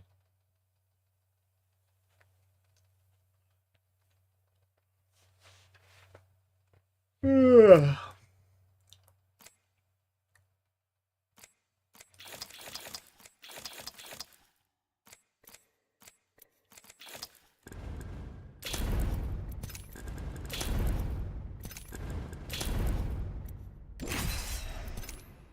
want to be a little elf. A wee little elf. 42 gold silver players, 1 rookie. Oh, that's so cute. Just a noob.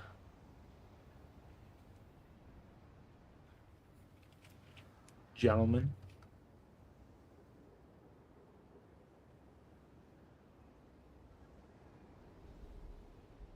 How are you guys today? On this fine evening? Yeah, Super Nintendo's the shit. I love Super Nintendo. I should actually get my Super Nintendo controller working on the PC again. Go play some Legend of Zelda and shit like that. Yeah.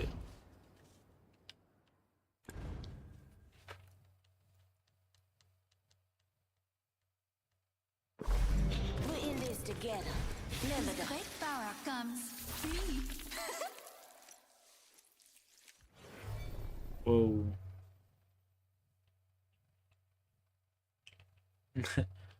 Don't worry, bro. I have no intentions.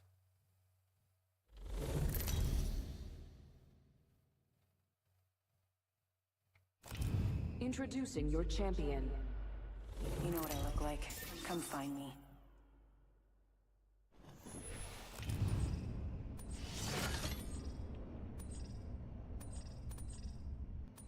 I'm the Jumpmaster. Don't look so shocked. Ah, looky here. I've mastered the jump. Let's go over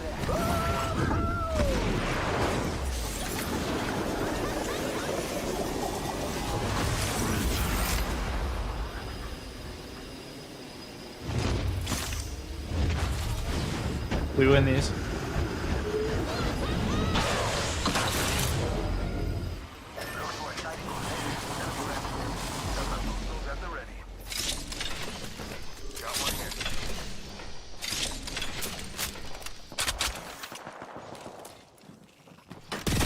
No, I'm stuck. I'm literally dead. I'm stuck. This is game. Healing my wounds. I'm fainting. Fence I'm in. Fence I'm down. Fucking love this one. Reloading. Looking at me? Fire in the hole. Yeah. I got everything under control. You're mad, bud. Yeah, now we're talking. Let's do this. Just a tool. Run. Just topping off my shield. Insane. Found an enemy. Come back. I'm coming back. I lied. Go bamboozle. Bro, they ruined. What the fuck is this shit? They gotta get full HP. Evo harvesters are Give him my online. shield to recharge.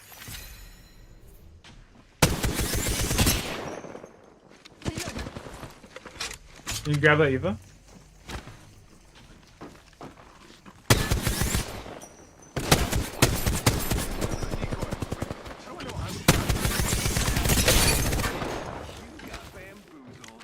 That enemy shield is broken.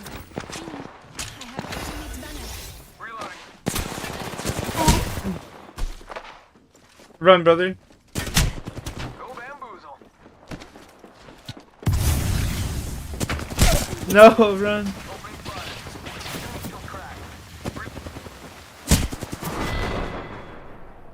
You didn't even look like you were having fun. Yeah, Alex, fucking A. Reinforce, ran. Kill leader appointed.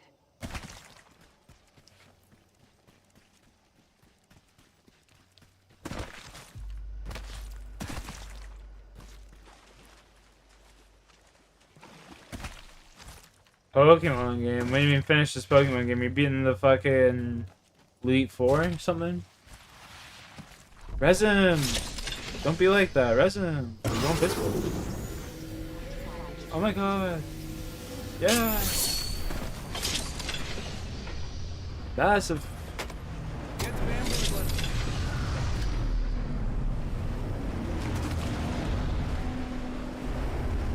I just want to say Old Mirage is better. If Old Mirage like went invisible when you res and then invisible like when you ulted, oh dude. Mirage would be so good. Mira, we should check that out. One second. There. Here goes some goodies inside. Neat run. Taking him out with a decoy. Eek, eek.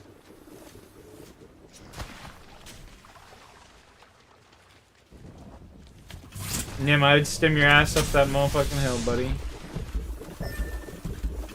Run like a motherfucker. My man stutter stepping.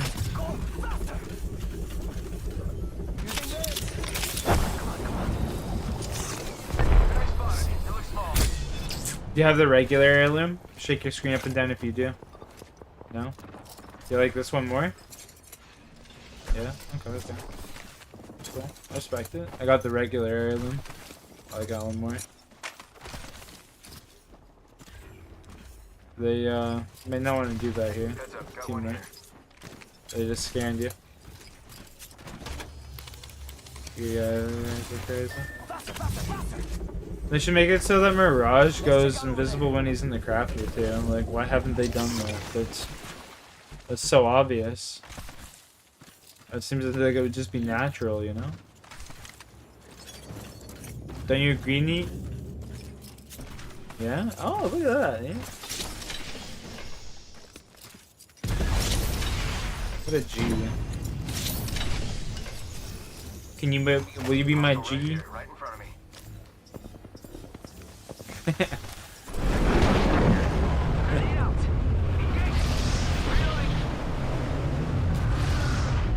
Okay, come on, spotter. Let's try this or take it out of here. Oh, that's gonna kick.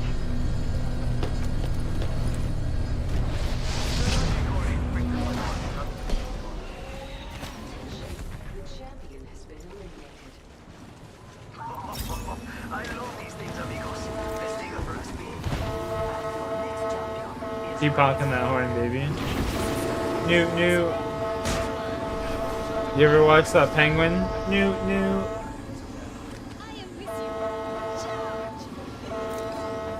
Yeah. What's the penguin's name? Pengu. His name's Pengu. Yeah. I'll hop in a little bit. Actually, no, come back for me. Daddy, come back for me.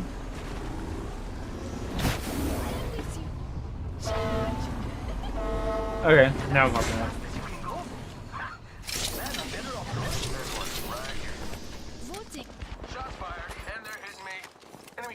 Yo, let's go, dude. You're the fucking bee's knees over there. I think this place needs a little more me. Hostile right here, right in front of me. Opening fire. Cracking one here. Shooting at me. Yeah, getting shot. Can you get to me? Can you get to me? Hold on.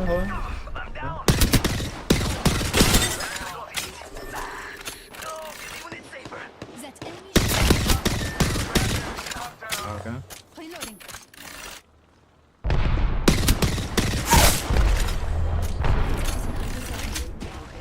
Running craft. I have one knocked though.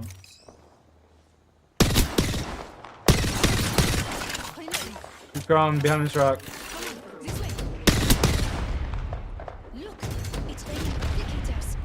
Fucking getting you guys, I don't give a shit.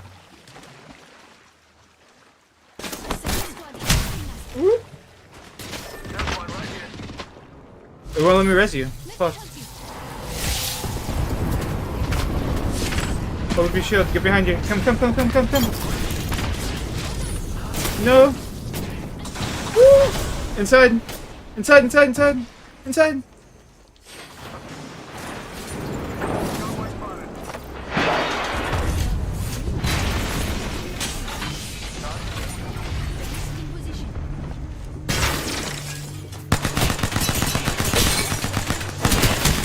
No! Bro, you should have just stayed there and fought with me. We could have killed these kids. I'm here, Mr. Pathfinder. They were so bad. Maybe we don't kill him, so maybe it's a good idea you ran away. You know what? Good idea you ran away and you... Yeah, check your screen up and down for me. Good idea. Yes, good man. You're chasing. Run. Run like your fucking life depends on it, my boy. Go. Keep going. Double jump. Go, go, go. Go, ninja. Go, ninja. Go, go.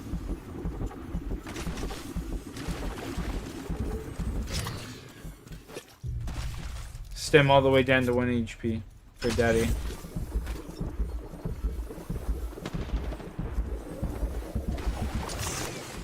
I want to watch it for that.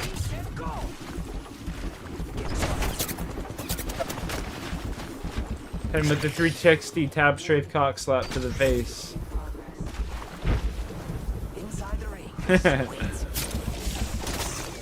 No, backwards. Jump head. Oh, okay.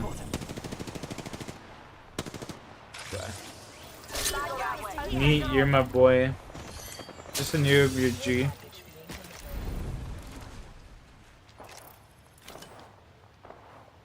Those guys are cool shit. I like them. They're fucking chill. They're pretty fucking chill, guys.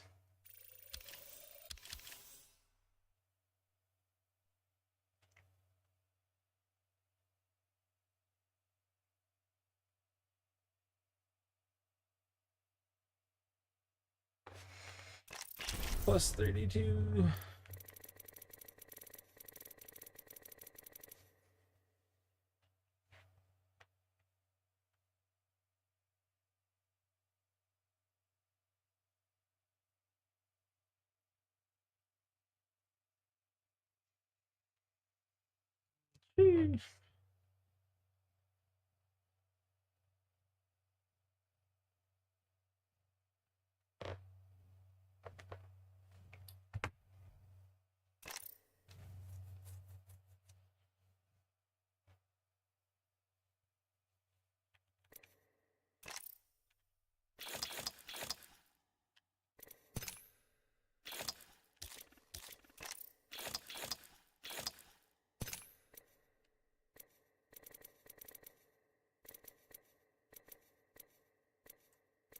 Week 1 of the Battle Pass, LMG kills. 1 game as Walton. I think that's so many times.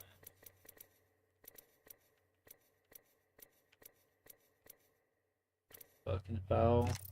You know what, chat? I think I'm gonna go to bed actually. I'm fucking tired. I'm definitely gonna head to bed. Appreciate y'all for chilling. Yeah. Y'all have a good night. I will more than likely be alive tomorrow. Sorry, this game's taking a minute. Yeah, no, you're good. You're good. I'm just tired. We'll get some games in some time for sure. Yo, stay out of trouble. Peace. Thanks for watching. Have a good night, you guys.